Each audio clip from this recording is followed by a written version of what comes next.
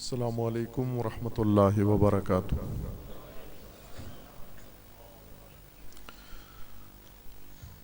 اعوذ باللہ من الشیطان الرجیم، بسم اللہ الرحمن الرحیم۔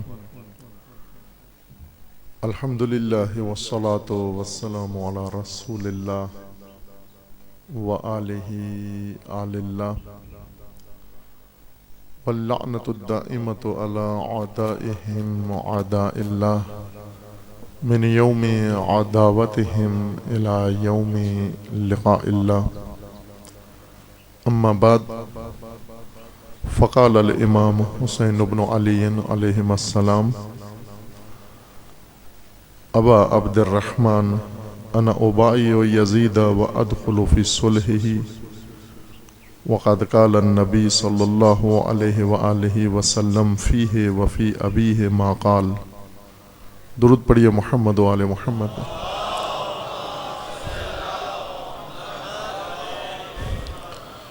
خداوند تبارک و تعالی تمام مومنین کو حفظ و امان میں محفوظ فرمائے۔ تمام مومنین کی حفظ و سلامتی کے لیے صلوات پڑھیے محمد و آل محمد۔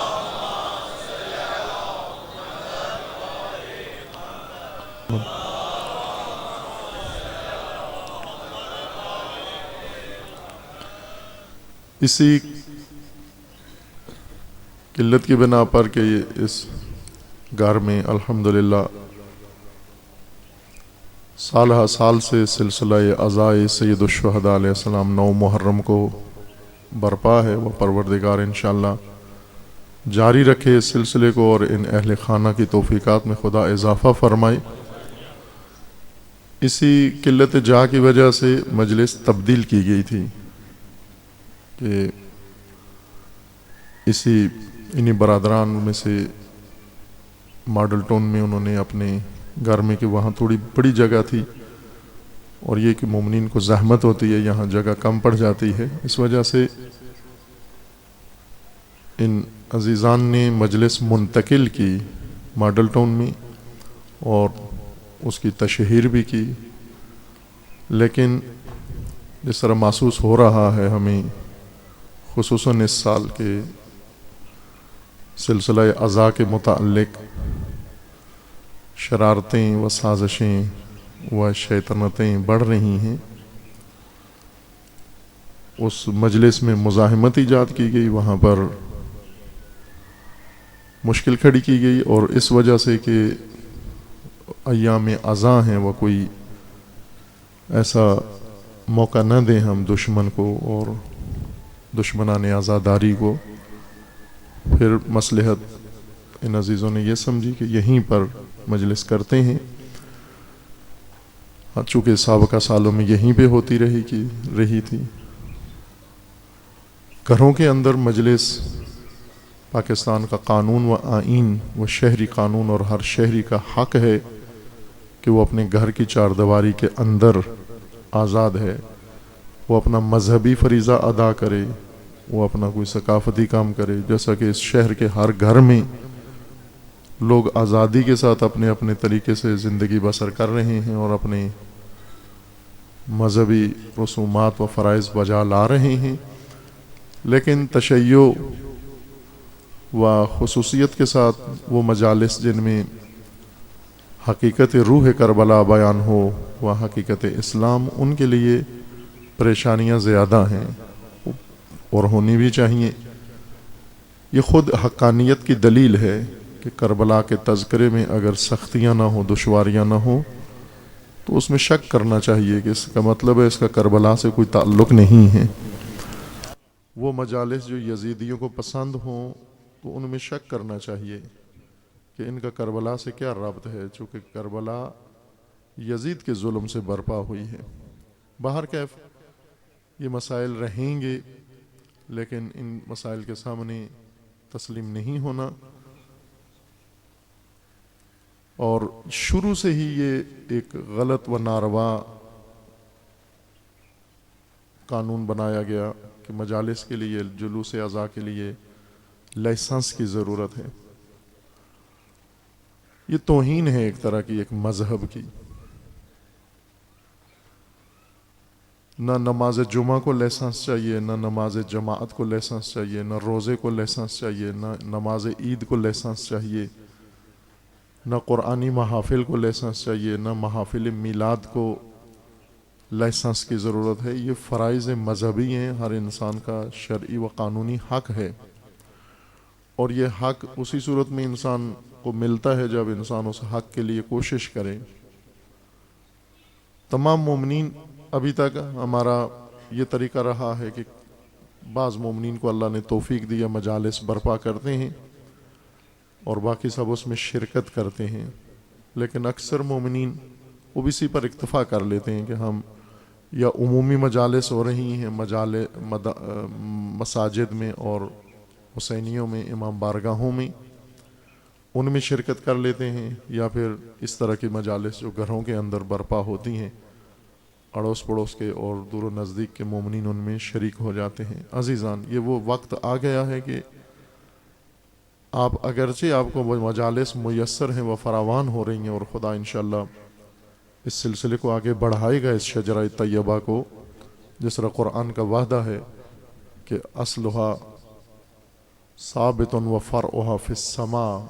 شجرہ طیبہ وہ ہے جس کی جڑیں راسخ ہیں، گہری ہیں، اور جس کی شاخیں آسمان میں مسلسل پھیل رہی ہیں، اور یہ شجرہ طیبہ 1400 سال سے اسی طرح سے مسلسل بڑھ رہا ہے، اور یہ ایک تحریک ہے، یہ ایک نہضت ہے ائمہ اطہار کی شروع کی ہوئی، اور دنیا کی منفرد نہضت ہے، اسے آگے بڑھنے کی ضرورت ہے۔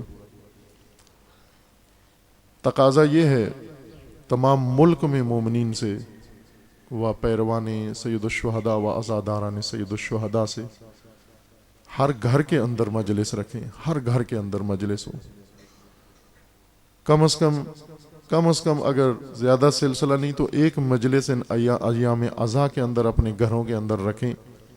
ضروری نہیں کہ بہت خرچ والی مجلس ہو جس کے اندر آپ کافی مقدار میں تبرک کا انتظام کریں، لنگر کا انتظام کریں یا کھانے کا انتظام کریں، نہ، کوئی مجالس کے لیے ان چیزوں کی ضرورت نہیں ہے، یہ خود ہماری اپنی طرف سے مجالس کے اندر اضافات ہیں، اور کوئی ضروری نہیں کہ بہت ہی شعلہ بیان و شہرائے آفاق کوئی خطیب و ذاکر بلائیں، اس کو مثلا پیسے دیں، فیس دیں، ٹکٹ دیں، نہ عزیزان، خود ہی آپ مل بیٹھ کر مجلس برپا کریں، جو آپ میں سے پڑھ سکتے ہیں پڑھ لیں، کوئی کتاب دیکھ کے اس میں سے پڑھ لیا کریں، اور اگر یہ میسر نہ ہو تو آج کل ٹیکنالوجی کی مدد سے آپ کے پاس یہ سہولت آ گئی ہے، آپ ایسے پروجیکٹر کے اوپر کوئی سی ڈی کسی مجلس کی، اچھی مجلس کی لگا لیں، اور مومنین جمع ہو کر اور یہ سلسلہ عزا، خواتین بھی اور مرد بھی، اور گھر گھر شروع کریں۔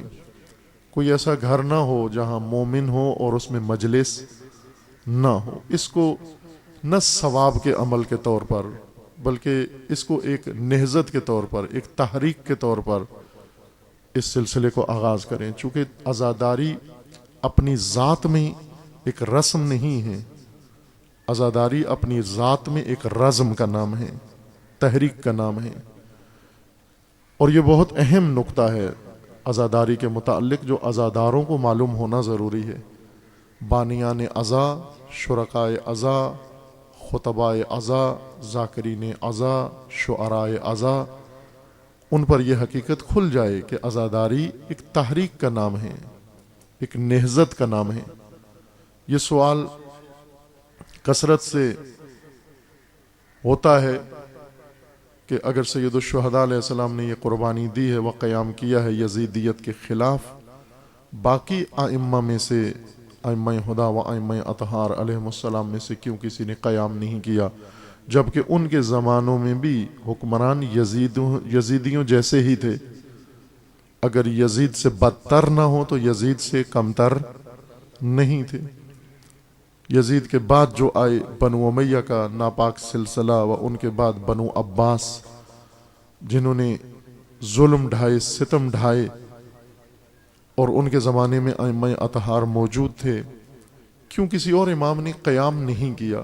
یہ ایک اہم سوال ہے، اور اس سے غلط فہمیاں بہت ساری پھیلائی گئی ہیں، اور اس سے بہت سارے کردار اس کے پیچھے چھپنے کی کوشش کرتے ہیں، اور بہت سارے لوگ اپنے نامناسب وغیر دینی اعمال کو اس امر کے سامنے یا اس کے پیچھے چھپانے کی کوشش کرتے ہیں. بعض لوگ یہ کہتے ہیں کہ ہم ائمہ اطہار کی سنت پر ہیں کہ انہوں نے بھی اپنے زمانے کے ظالموں کے ساتھ مثلا نعوذ باللہ سمجھوتا کر لیا یا خاموشی اختیار کر لی یا مصلحت سے کام لیا. یہ جہالت و نادانی و نافہمی اور بے خبری کی وجہ سے ہے. عزاداری وہ چیز جو بن گئی ہے یہاں پر آج ہمارے سامنے، اس کی وجہ یہ ہے کہ عزاداری فقط عوامی عمل بن گیا ہے اور عوام نے اپنا حق عزاداری میں ادا کیا ہے. پوری تاریخ میں بھی اور آج بھی اگر وہ طبقہ جس کو ہم مکمل طور پر عزاداری کے متعلق کہیں، جنہوں نے 100% اپنا حق عزا میں ادا کیا ہے، وہ عوام ہیں. باقی طبقات نے اپنا حق ادا نہیں کیا. عوام یہی کام کر سکتے ہیں، عزاداری برپا کر سکتے ہیں، اس میں شرکت کر سکتے ہیں، اس میں آ کر اپنا وجود حاضر ہو سکتے ہیں، اس کا دفاع کر سکتے ہیں. یہ سب کام ہیں جو ہو رہے ہیں سختیوں کے اندر، خصوصاً پاکستان میں جو ماحول ہے کہ ان بموں کے دھماکوں میں، ان خطرات کے اندر، لیکن عوام کسی لحاظ سے بھی پیچھے نہیں ہٹتے، ڈرتے نہیں ہیں، خوفزدہ نہیں ہوتے. لیکن عزاداری کی حقیقت کیا ہے؟ عزاداری کی روح کیا ہے؟ عزاداری کا معنی کیا ہے؟ عزاداری کی حیثیت کیا ہے؟ یہ تو عوام کا کام نہیں ہے کہ عوام ان چیزوں کو بیان کریں اور روشن کریں. یہ کسی اور طبقے کا کام ہے کہ وہ آئیں، اب اس جذبے کو جو عوام کے اندر موجود ہے اس کے اندر بصیرت و روح و شعور بھریں، تاکہ یہ عظیم جذبہ، حسینی حرارت جو رسول اللہ نے فرمایا تھا کہ یہ جو کچھ آج مومنین کے اندر نظر آ رہی ہے چیز، یہ بھی ہماری نہیں ہے، یہ بھی در حقیقت خون مقدس حسین علیہ السلام کا نتیجہ ہے.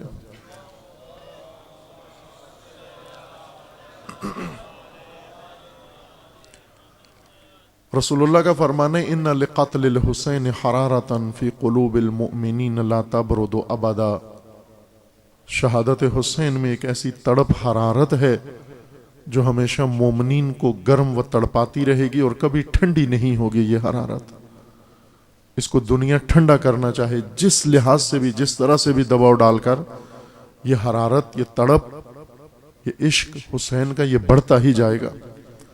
اس کی خاصیت یہ ہے کہ اس کو جتنا دباؤ یہ اتنا پھیلتا ہے. یہ اس لیے آج بھی پاکستان کے ہر شہر میں باوجود خطرات کے کہیں کرفیو لگا دیا گیا ہے، ہنگو میں کرفیو لگا دیا گیا ہے، پشاور کو سیل کر دیا گیا ہے، کراچی میں دھماکے شروع کر دیے گئے ہیں، لاہور میں شرارتیں شروع ہو گئی ہیں، باقی علاقوں میں گجرانوالہ میں ڈرایا دھمکایا جا رہا ہے. یہ سلسلہ سابقہ سالوں میں بھی تھا، اس سال بھی اور آئندہ بھی رہے گا کہ میراث یزیدیت یہی ہے، وہ یہی کر سکتے ہیں. لیکن دوسری طرف سے یہ سلسلہ عزاداروں کی طرف سے و مومنین کی جانب سے ہر سال پہلے سے زیادہ جذبے کے ساتھ، ولولے کے ساتھ برپا ہو رہا ہے. لیکن بصیرت کی ضرورت ہے، اس عزاداری کو بصیرت و جہت کی ضرورت ہے. عزاداروں کو معلوم ہونا چاہیے کہ یہ کتنا عظیم عمل ہے جو انجام دے رہے ہیں. نہ عظیم عمل اس تناظر میں جو عموماً بعض اوقات صرف عقیدت کی بنیاد پر کہا جاتا ہے. عقیدت کے ساتھ ساتھ بصیرت ضروری ہے اس کے اندر. آپ کی خدمت میں جو عرض ہو رہا ہے کہ عزاداری ایک تحریک ہے، بصیرت کے نتیجے میں شروع بھی ہوئی اور بصیرت کے نتیجے میں یہ نہضت آگے بڑھی ہے. ائمہ اطہار نے کربلا برپا نہیں کی لیکن کربلا کو زندہ کیا ہے. امام چہارم جو خود کربلا کے اندر تشریف فرما تھے، امام پنجم کربلا کے اندر موجود تھے، حضرت محمد باقر علیہ الصلاۃ والسلام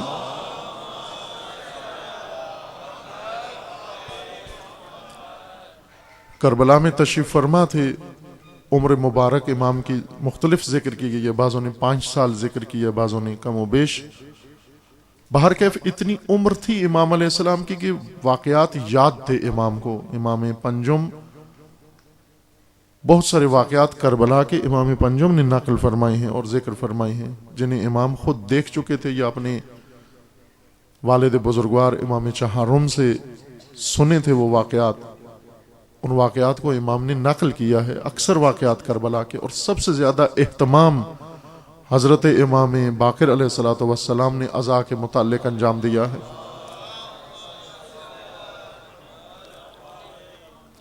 بلکہ جب امام کی شہادت کا وقت اور رحلت کا وقت قریب آیا، امام باقر علیہ السلام کو جب مسموم کیا گیا زہر کے ذریعے، اور امام کو محسوس ہوا کہ اب آخری وقت ہے، جس کو ہم کہتے ہیں اپنی زبان میں آخری سانسیں ہیں، اس وقت امام علیہ السلام نے اپنے جانشین، اپنے نائب برحق حضرت امام صادق علیہ الصلوۃ والسلام کو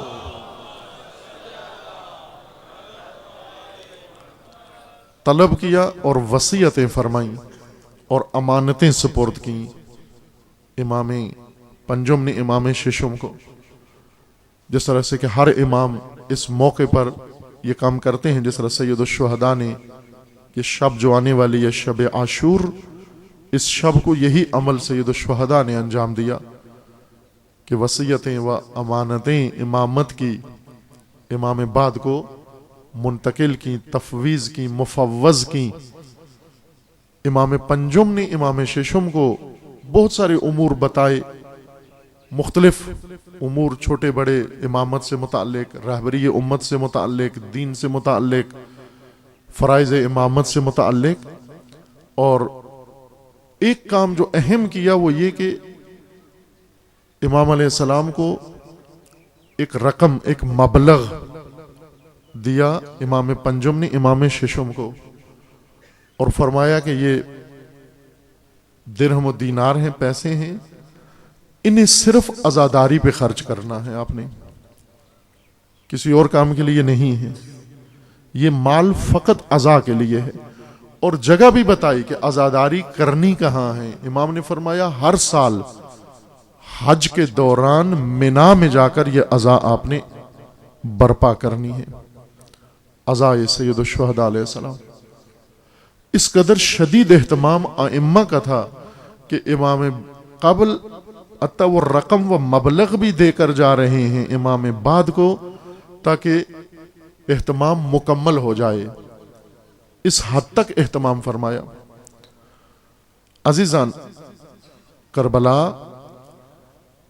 ایک بہت گہرا سمندر ہے، اس کے اندر ایک بہت عظیم حکمت اور فلسفہ کار فرما ہے کہ متاسفانہ ہم چونکہ رسوماتی سرزمین پہ رہتے ہیں، ہندوستان ہی کا ایک حصہ ہے، پاکستان کٹ کے سرزمین بنی، کلچر وہی ہے ہمارا، وہ ہندوستان مکمل تہذیب، ہندی تہذیب رسوماتی تہذیب ہے، اور صرف رسوماتی تہذیب ہے۔ اس کا مذہب، اس سرزمین کے اندر جو مذاہب ہیں یا جو بھی سلسلہ ہے، اس کے اندر فوراً اس کے اوپر رنگ رسومات چڑھ جاتا ہے، خواہ وہ ہندو مذہب ہو، خواہ وہ سکھ مذہب ہو، وہ مانی مذہب ہو، وہ بدھ مذہب ہو، وہ اسلام کے کوئی فرقہ و سلسلہ ہو، یا دیگر مذاہب کے سرزمین بر صغیر اس لحاظ سے دنیا کے اندر منفرد ہے کہ اس کے اندر سب سے زیادہ مذاہب پائے جاتے ہیں بر صغیر کے اندر۔ آج بھی ایسا ہی ہے، تاریخ میں بھی ایسا رہا ہے، لیکن تمام گوناگون مذاہب جن کی تعداد ہزاروں میں جا پہنچتی ہے، بعض لوگوں نے صرف اسی پر کتابیں لکھی ہیں مفصل، ادیان و مذاہب کے محققین نے، اسکالرز نے کتابیں لکھی ہیں، مسلمانوں نے اور غیر مسلمانوں نے، بر صغیر کے اندر موجود مذاہب، ان کی تعلیمات اور ان کے سلسلے، اور ان سب میں ایک چیز مشترک ہے، اور وہ یہ کہ سب پر رنگ رسومات غالب ہے، رسوماتی ہیں سب کے سب۔ ان مذاہب میں بہت سارے عرفانی ہیں، بنیاد ان کی عرفانی ہے، بہت ساروں کی بنیاد صوفیانہ ہے، بہت ساروں کی بنیاد فلسفی ہے، بہت ساروں کی بنیاد توحیدی ہے، لیکن تمام کے تمام جب عوامی رنگ اختیار کرتے ہیں ان کے اوپر رسوماتی رنگ چڑھ جاتا ہے، اور اکثر کی رسمیں آپس میں ملتی جلتی ہیں، ایک جیسی رسمیں ہیں سب کی۔ اس سلسلے میں اگر دیکھنا چاہیں، ایک فلم بنائی ہے، کسی مغربی نظرن بنائی ہے ڈائریکٹر نے، اس فلم کا نام ہے برکت۔ سائلنٹ فلم ہے جس میں کوئی ڈائلاگ نہیں ہے، گفتگو نہیں ہے، صرف مناظر ہیں۔ ایک یوں کہہ لیں کہ ڈاکومنٹری فلم اور جو رائج فلمی ٹرینڈ ہے اس کے درمیان ایک چیز ہے، نہ محض ڈاکومنٹری ہے اور نہ ہی سینیریو کے مطابق بنی ہوئی ہے۔ اس میں ڈاکومنٹری کا بھی رنگ پایا جاتا ہے اور ایک سینیریو بھی چل رہا ہے اس میں۔ خاموش فلم ہے جس میں کوئی بولتا نہیں ہے، آواز کوئی بھی نہیں ہے۔ اس کا نام ہے برکت۔ موضوع ہے اس کا قدیم اور جدید دنیا کا تقابل، موازنہ کیا ہے کہ جدت، ماڈرنزم اور ٹریڈیشنلزم، ان دونوں کے درمیان اس نے سفر ذکر کیا کہ کیسے انسان پرانی دنیا سے، قدیم دنیا سے نئی دنیا میں داخل ہوا ہے۔ اور اس کا ایک حصہ مذاہب کے بارے میں ہے۔ کسی نے اس کو معرفی کیا کہ یہ مذاہب کو بھی پیش کر رہی ہے، اگرچہ وہ جو ہمیں ملا نسخہ وہ ذرن مکمل نہیں تھا، لیکن جو حصہ مذاہب کے متعلق تھا وہ حصہ ایسا تھا کہ جس میں تمام مذاہب جو برِ صغیر میں ہیں، مثلا مسیحیت کا بھی اس میں ہے، سین آتا ہے، اس میں ہندو، اس میں بدھسٹ، اس میں جتنے مذاہب ہیں، اس میں سکھ ہیں، اس میں شیعہ، اس میں سنی، اس میں مختلف فرق و مذاہب اسلام کے اور غیر اسلام کے جتنے ہیں، سب کو گفتگو نہیں ہے۔ اگر وہ دیکھتے جائیں، ہر مذہب کی رسومات کو انہوں نے فلمایا ہے، تعلیمات کو نہیں، رسومات کو۔ تعلیمات مذہب کی اور ہیں، رسومات اور ہیں۔ ہر مذہب کی، ہر دین کی رسومات کو فلمایا گیا اس کے اندر، اور وہ اگر دیکھیں آپ، چل رہی ہے کبھی کس مذہب کی رسم، کبھی کس مذہب کی رسم، اور اس میں یہ لگتا ہے کہ یہ ایک ہی سلسلہ ہے، ایک ہی مذہب ہے، جس کے افراد کبھی اس لباس میں، کبھی اس لباس میں، چونکہ ایک ہی بات کر رہے ہیں، ایک ہی کام کر رہے ہیں سارے مل کر۔ کبھی کسی صحرا میں بیٹھے ہوئے ہیں، کبھی کسی کورڈ ایریا میں بیٹھے ہوئے ہیں، کبھی کسی کھیت میں بیٹھے ہوئے ہیں، اور مشابہ کام کر رہے ہیں، ایک جیسا کام کر رہے ہیں۔ اس نے ظاہراً عمدن یہ تأثر دیا ہے، قائم کیا ہے کہ یہ مذاہب گویا ان کی بنیاد ایک ہے، نہ رسومات ایک ہیں سب کی۔ عزاداری بھی اس پر اثر پڑا، رسوماتی سرزمین پر آ کر، اور رسوماتی رنگ چڑھا اس کے اندر کہ رسومات کا غلبہ ہوا، رسومات زیادہ ہو گئیں۔ رسومات ان چیزوں کو کہتے ہیں جو عقیدت کی وجہ سے، محبت کی وجہ سے خود انسان یا پیروکار کسی مذہب کے اس کے اندر شامل کر دیتے ہیں۔ کچھ چیزیں مذہب انسان کو دیتا ہے، عقیدہ مذہب دیتا ہے، اور عقیدت مذہبیوں کی طرف سے مذہب میں شامل ہوتی ہے۔ عقیدت ہماری چیز ہے، عقیدہ دین کا حصہ ہے۔ دین ہمیں عقیدہ دیتا ہے، ہم دین کو عقیدت دیتے ہیں، محبت دیتے ہیں، جذبہ اپنا دیتے ہیں۔ اس عقیدت کے نتیجے میں آ کر انسان اپنی عقیدت ظاہر کرنے کے لیے بہت کچھ کرتا ہے، پیسے بھی خرچ کرتا ہے اپنا محبت ظاہر کرنے کے لیے کہ مجھے کتنا لگاؤ ہے اس چیز سے، کوشش کرتا ہے کہ اس کو بڑھا چڑھا کر پیش کرے، دوسروں سے بہتر عقیدت کا اظہار کرے، چونکہ ایک مقابلہ ہے گویا عقیدت کے اظہار میں۔ لہذا اپنی طرف سے انسان بہت کچھ بناتا ہے کہ یہ چیز بھی شامل کر دوں، یہ بھی شامل کر دوں، تاکہ زیادہ سے زیادہ لوگوں کو پتہ چلے میں کتنا بڑا عقیدت مند ہوں، میرے اندر دوسروں سے زیادہ محبت بھری ہوئی ہے۔ اس کا نتیجہ یہ نکلتا ہے کہ رسومات زیادہ ہو جاتی ہیں، وہ تعلیمات کم ہو جاتی ہیں، جبکہ دین کی بنیاد، کسی بھی مذہب کی بنیاد تعلیمات ہیں، رسومات نہیں ہیں۔ رسومات عقیدت مندوں کی عقیدت کے نتیجے میں پیدا ہونے والی چیزیں ہیں۔ ہمیں عزاداری کے اندر تعلیمات دین کو مد نظر ضرور رکھنا ہے. بے شک آپ اپنی عقیدت کا اظہار کریں اس حد تک جہاں دین سے نہیں ٹکراتی اور دینی تعلیمات سے متصادم نہیں ہوتی رسمیں عقیدتیں، کوئی حرج نہیں ہے. بعض لوگوں کو حساسیت ہے کہ نہ کوئی رسم نہ ہو، رسومات کے دشمن، رسومات کے مخالف.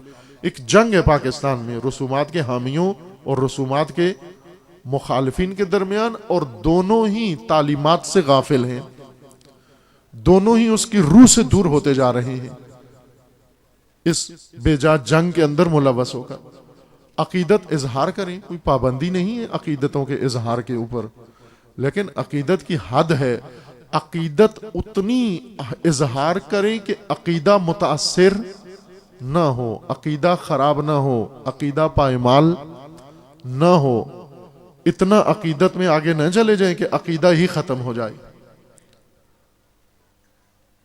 اس کا لحاظ رکھنا ہے. یہ حد ہے، یہ ریڈ لائن ہے عقیدتوں کی. عزاداری منفرد عمل ہے دینی تعلیمات کے اندر یا دینی سلسلوں کے اندر.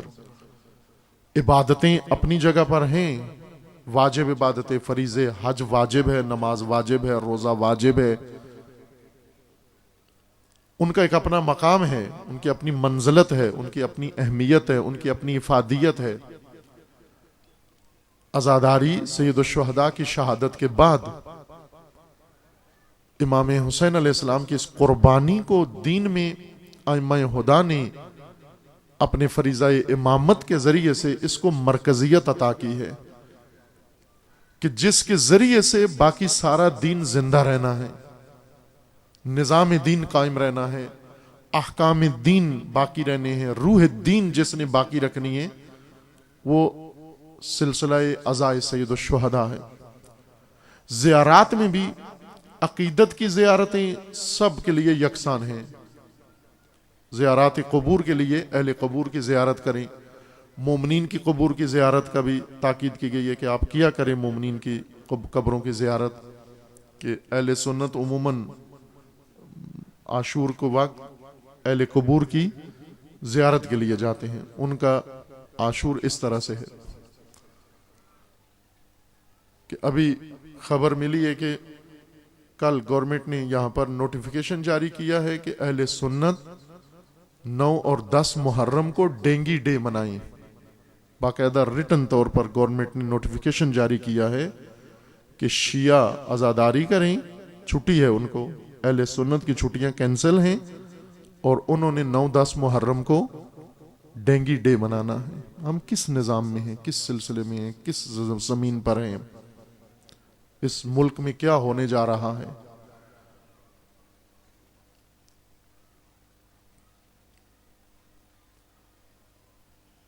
کہ اہل سنت عموماً جاتے ہیں عاشور کے دن قبروں کی زیارت کے لیے. عاشور کا دن وہ کریں قبور کی زیارت، تاکید کی گئی ہے جائیں اہل قبور کی زیارت کے لیے. عاشور کو وہ کام کریں جو عاشور کے ساتھ جچتا ہے، جو عاشور کے دن کے لیے ہے. عزائے سید الشہداء کریں عاشور کے دن. باقی ایام ہیں جن میں آپ زیارت اہل قبور کے لیے جائیں. عاشورہ میں تحریفات ہوئی ہیں، ان تحریفات میں سے ایک یہ ہے کہ عاشورہ کامیابی کا دن ہے. کراچی میں عاشور کے دن عصر تک شیعہ عزاداروں کا جلوس ہوتا ہے، سوگ و ماتم کا، اور عصر کے بعد جشن کا جلوس اسی روٹ پر ہوتا ہے، ایک ہی روٹ پر. اور دوسرے جلوس کے شرکاء پہلے جلوس سے تعداد میں زیادہ ہوتے ہیں، وہ بھی مسلمان ہیں. ڈول ڈھمکے لے کر اور باجے ساجے لے کر آتے ہیں، شوبدہ باز، اور جس طرح ایک واقع آتش بازی ہوتی ہے، اور عاشور ہی کی مناسبت سے جشن منا رہے ہیں. بظاہر ان کو بتایا گیا کہ امام حسین علیہ السلام کی کامیابی ہوئی ہے، یہ جشن ہے، لیکن یہ امام حسین کی کامیابی کا جشن نہیں ہے، چونکہ بنو امیہ نے روز عاشور کو روز جشن اعلان کیا تھا یزید کی کامیابی کے عنوان سے. اور وہ انہوں نے آج اس اسلامی سرزمین پر یہ رسم رائج کر دی ہے. اور تعجب کی بات ہے، باقی شہروں میں پتہ نہیں ہوتا ہے یا نہیں ہوتا، لیکن کراچی میں آپ نے دیکھا ہوگا وہاں پر، اور عصر تک جلوس ازا کو حکم ہوتا ہے کہ جلدی جلدی روٹ خالی کریں چونکہ پیچھے دوسرا جلوس آ رہا ہے، اور وہ رات دیر تک وہ جلوس رہتا ہے، اور وہ بھی اسی طرح تازگی اٹھا کے لاتے ہیں، لیکن جشن و سرود و رقص و آتش بازی کے ساتھ، اور آ کر پھر رات گئے تک سمندر کے کنارے جا کر وہ اپنا سارا سامان سمندر میں پھینک کے چلے جاتے ہیں۔ اہل قبور کی زیارت مستحب ہے، اہل قبور کی زیارت سنت ہے، وہ جائیں، اور بالخصوص اولیاء اللہ کی قبور کے لیے تاکید کی گئی ہے، اور بالاخص معصومین علیہ السلام کی زیارات کے لیے وہ ایک عمومی حکم ہے کہ آپ تمام معصومین کی زیارت کریں۔ سید الشہداء کی زیارت یہ زیارات کے زمرے میں نہیں کہا گیا، سید الشہداء کی زیارت ایک اور عنوان سے لازم قرار دی گئی ہے۔ باقی تمام معصوم رسول اللہ صلی اللہ علیہ وآلہ وسلم کے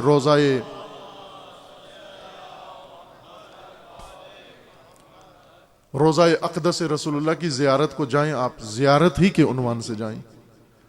امیر المومنین کی زیارت کو جائیں، زیارت کے عنوان سے جائیں۔ ائمہ بقی کی زیارت کو جائیں، زیارت کے عنوان سے جائیں، اور اسی طرح دیگر معصومین کی زیارات کو جائیں، زیارت کے عنوان سے جائیں۔ لیکن سید الشہداء کی زیارت کہ خود ائمہ اطہار زائر بن کر زیارت کرتے تھے سید الشہداء کی، اور حکم دیا کہ آپ زندگی میں ایک دفعہ ضرور زیارت سید الشہداء کرو، بلکہ یہ کہا گیا ہے کہ اگر پیسے نہیں ہیں قرض لے کر بھی سید الشہداء کی زیارت کو جاؤ۔ شیخ جعفر کاشف الغطاء یہ فقیہ کبیر و فقیہ عظیم، بہت بلند مرتبہ فقیہ ہیں تشیع فقہائے تشیع میں سے، شیخ جعفر کاشف الغطاء، کاشف الغطاء کبیر کے نام سے معروف ہیں، استاد الفقہاء، مجتہدین کے سرخیل۔ ان کا یہ کہنا ہے کہ میں نے جب یہ روایات اتنی کثرت سے مشاہدہ کی کہ ہم نے 2-3 سال پہلے یہیں لاہور کے ایک عشرے میں وہ روایات اکثر بیان کی ہیں، عاشورہ بعنوان مکتب کے عنوان سے وہ مجلس ہوئی تھی، اگر میسر ہو تو آپ ان روایات کو مشاہدہ کر سکتے ہیں، کثرت سے روایات ہیں۔ ان روایات کے بعد شیخ کاشف الغطاء فرماتے ہیں کہ فتویٰ نہیں دیا انہوں نے، لیکن فرماتے ہیں کہ ان روایات کو دیکھ کر مجھے یہ لگتا ہے کہ زیارت سید الشہداء واجب ہے نہ مستحب۔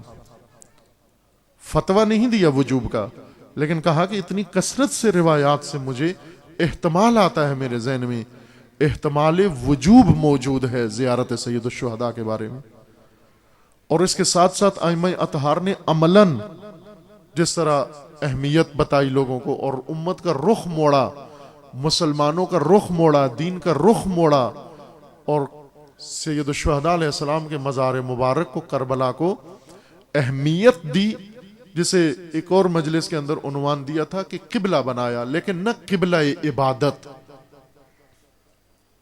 قبلہ شعور، قبلہ شعور بنایا ائمہ اطہار نے کربلا کو اور زیارت سید الشہداء علیہ السلام کو۔ ایک ایئرپورٹ پہ بیٹھے ہوئے تھے انتظار گاہ میں، وہاں کچھ آئے لوگ حج کی تیاری کے ساتھ، احرام کے ساتھ، وہاں مختلف ظاہر بیٹھے ہوتے ہیں مسافرین، ہر مذہب و ملت و مسلک کا انسان جہاز کے اندر یا ٹرین کے اندر سفر کرتے ہیں۔ ان میں سے چونکہ وہ انٹرنیشنل پرواز تھی، اس میں کچھ محرم تھے، احرام کی حالت میں تھے، اور دوسرے صاحب ان کے ساتھ ایک باریش لگتے تھے، مذہبی انسان، مذہبی شخصیت۔ انہوں نے ان سے پوچھا کہ آپ کا حج کا ارادہ ہے، عمرے کا چونکہ حج کے ایام نہیں تھے، عمرے کے ایام تھے، کہا آپ کا عمرے کا ارادہ ہے؟ انہوں نے کہا جی ہاں عمرے کا ارادہ ہے ہمارا۔ تو انہوں نے کہا کہ آپ کس سلسلے سے تعلق رکھتے ہیں؟ انہوں نے بتایا کہ ہم فلاں مذہب سے ہیں، یہ شیعہ کی ہی ایک شاخ سمجھ لیں کوئی، بتایا انہوں نے کہ ہم فلاں سلسلے سے تعلق رکھتے ہیں۔ تو انہوں نے کہا کہ آپ تو حج کرنے کربلا جاتے ہیں، آپ تو مکہ نہیں جاتے حج کرنے۔ یہ گفتگو میں سن رہا تھا سامنے بیٹھا ہوا ان کے۔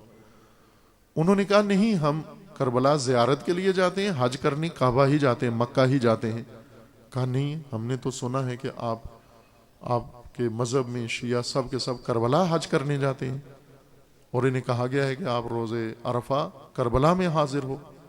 روز عرفہ مکہ کے لیے ہے، روز عرفہ کے میدان کے لیے، اور آپ کو کربلا طلب کیا گیا ہے، آپ کے مذہب میں علماء بتاتے ہیں۔ آپ باہر کے وہ شخص بھی ان کے ساتھ گفتگو کر رہے تھے، اب گفتگو صرف حوالہ دیا، اس ذہنیت کے بارے میں حوالہ دیا، نہ کہ پوری داستان سنانا آپ کو مقصود ہے۔ چونکہ ہماری تعلیمات میں ہے کہ سب سے افضل دن زیارت سید الشہداء کے لیے روز عرفہ ہے، عید قربان سے پہلا دن 9 ذی الحجہ سب سے مناسب فرصت و یوم ہے زیارت سید الشہداء کے لیے۔ اب ظاہر ہے زیارت سید الشہداء اگر کوئی 9 ذی الحجہ کو بجا لائے کربلا میں تو پھر حج تو نہیں کر سکتا، چونکہ حج 9 ذی الحجہ ہی کو شروع ہوتا ہے اور عرفہ کے میدان سے شروع ہوتا ہے، پھر اس کے بعد مشعر و مناء 9 سے لے کر 12 ذی الحجہ تک حج کے دن ہیں۔ ان دنوں میں اگر کسی کو کربلا بلایا گیا ہو تو اس کا مطلب ہے کہ اسے حج یہاں کروایا جا رہا ہے۔ نہ، تشیع کی تعلیمات کے اندر قبلہ عبادت کعبہ ہے، حرم خدا ہے، مکہ کی سرزمین ہے۔ پھر کیوں کہا گیا کہ اس دن آپ کربلا میں آئیں؟ نہ اس لیے کہ کعبہ سے دور کریں یا کربلا کعبہ کے مقابلے میں ہے، نہ، بلکہ کربلا اس لیے بلایا گیا ہے کہ اگر تم کربلا کے بغیر کعبہ جاؤ گے، اس کعبہ کے چکر لگا کے واپس آ جاؤ گے، نہ کعبہ تمہیں کچھ دے گا نہ تم کچھ کعبہ سے لینے کے قابل ہو۔ لیکن اگر تم کربلا آؤ اور زیارت سید الشہداء سے مشرف ہو جاؤ اور شعور و بصیرت تمہارے اندر پیدا ہو جائے، اور اس کے بعد اگر تم کعبہ جاؤ پھر کعبہ بھی تمہیں کچھ دے گا، تم بھی کعبہ سے کچھ لے کر آؤ گے، اس حج سے تمہارے اندر انقلاب پیدا ہوگا۔ جو کربلا سے شعور لے کر مکہ کے اندر سجدے ہوں، وہ سجدے انسان کو نجات دے سکتے ہیں۔ لیکن اگر کربلائی شعور نہ ہو انسان کے اندر، حسینی بصیرت نہ ہو انسان کے اندر، ساری عمر کعبہ کے چکر لگاتا رہے، اس کو کچھ حاصل نہیں ہوگا۔ یہ صرف غل غپاڑا ہے۔ جس طرح امام علیہ السلام نے فرمایا، امام پنجم نے اپنے صحابی کو کہا، اس نے تعریف کی، ایک سمے امام کا ایک صحابی گیا، امام کے ساتھ جا کر کھڑے ہو کر کہنے لگا کہ ماشاءاللہ کتنے لوگ آئے، کتنے حاجی، کتنے مومن۔ امام علیہ السلام نے جواب دیا، ما اکثر الضجیج و اقل الحجیج، غل غپاڑا زیادہ ہے، حاجی بہت کم ہیں۔ اس کو بری لگی یہ بات کہ حاجیوں کے بارے میں یہ الفاظ کیوں استعمال کیے گئے ہیں۔ امام علیہ السلام نے اس کو بصیرت عطا کی، اور اس بصیرت سے اس نے دیکھا کہ یہاں پر جو لوگ گھوم رہے ہیں وہ انسانی شکلوں میں نہیں ہیں، ان کی شکلیں کچھ اور ہیں۔ عزیزان، کربلا قبلہ ہے شعور کا، بصیرت کا، آگہی کا۔ اس لیے تمام معصومین نے کربلا کی طرف رخ موڑا ہے۔ جناب زینب اولیاء، یہ جو ہم کہتے ہیں کہ کربلا کو بچایا حضرت زینب اولیاء نے ہے، کس طرح سے بچایا؟ صرف ظاہر کے ذریعے سے ہم کہیں گے رونے سے یا گریہ کرنے سے؟ نہ، بی بی نے جہت دی کربلا کو، رخ دیا کربلا کو، لوگوں کا رخ موڑا کربلا کی جانب، اور انہیں بتایا کہ کربلا کیا ہے۔ وہ شعر جو اکثر میں نے سنایا ہے آپ کو، ایک فارسی شاعر کا جس نے مثنوی لکھی ہے بڑی خوبصورت تشیع کی، مثنوی شیعہ بہت خوبصورت لکھی ہے اس نے۔ اس مثنوی شیعہ کا ایک شعر ہے کہ کربلا می مرد اگر زینب نہ بود، شیعہ می پج مرد اگر زینب نہ بود۔ اگر زینب نہ ہوتی کربلا مر جاتی، اگر جناب زینب نہ ہوتی شیعہ مرجھا جاتا۔ شیعہ جو بڑھ رہا ہے آگے تو اس بی بی کی بصیرت کے طفیل آگے بڑھ رہا ہے تشیع، اور کربلا زندہ ہے اس بی بی کی زحمتوں کی وجہ سے زندہ ہے۔ کیا کیا جناب زینب اولیاء نے؟ کچھ ہم ظاہر چیزیں سنتے ہیں مصائب کے طور پر اور کچھ تذکروں کے طور پر، اصل کام جو جناب زینب سلام اللہ علیہا نے انجام دیا جس کا تسلسل عزاداری ہے، وہ کام یہ تھا کہ کربلا ایک واقعہ تھا، ایک حادثہ، تاریخ نے اس کو واقعہ بنانا چاہا، بنو امیہ نے اس کو حادثہ بنانا چاہا، تقدیر کا کھیل اس کو کا کہنا چاہا کہ یہ تو تقدیر تھی ان کی بھی اور ہماری بھی۔ اس کو بنو امیہ نے کچھ اور رنگ دینے کی کوشش کی، لیکن جناب زینب کی تدبیر کے سامنے ان کی ساری ترکیبیں فیل ہو گئیں اور ناکام ہو گئیں۔ کربلا کو بی بی نے واقعہ نہیں رہنے دیا، حادثہ نہیں رہنے دیا، بلکہ اس کو ایک مسلسل حرکت اور اس کو ایک مسلسل تحریک میں بدل دیا بی بی نے۔ یہ کارنامہ تھا۔ رہبروں کی قسمیں ہیں، یہ گفتگو مفصل پہلے بیان ہو گئی ہے، وہاں رجوع کر سکتے ہیں آپ، میں اشارتاً عرض کر رہا ہوں تاکہ آج ہمیں اپنے فریضے سمجھ میں آئیں اور عزاداری کی اہمیت ہمیں معلوم ہو کیا ہے عزا، اور دشمنوں کو کیوں چبھتی ہے عزا، کیوں یہ شیطانی و بونڈے ہتھ کنڈے استعمال کر کے مسلمانوں کو بھی اور دوسروں کو بھی عزاداری سے دور کرنا چاہتے ہیں، عزاداری کو محدود کرنے کی کوششیں کیوں ہو رہی ہیں ہر سرزمین پر اور بالخصوص پاکستان کے اندر۔ رہبروں کی قسمیں ہیں، کچھ رہبر جن کا کام امتوں کو، ریوڑوں کو امت بنانا ہے، یہ ایک رہبری ہے، جس طرح رسول اللہ صلی اللہ علیہ وآلہ وسلم نے کیا۔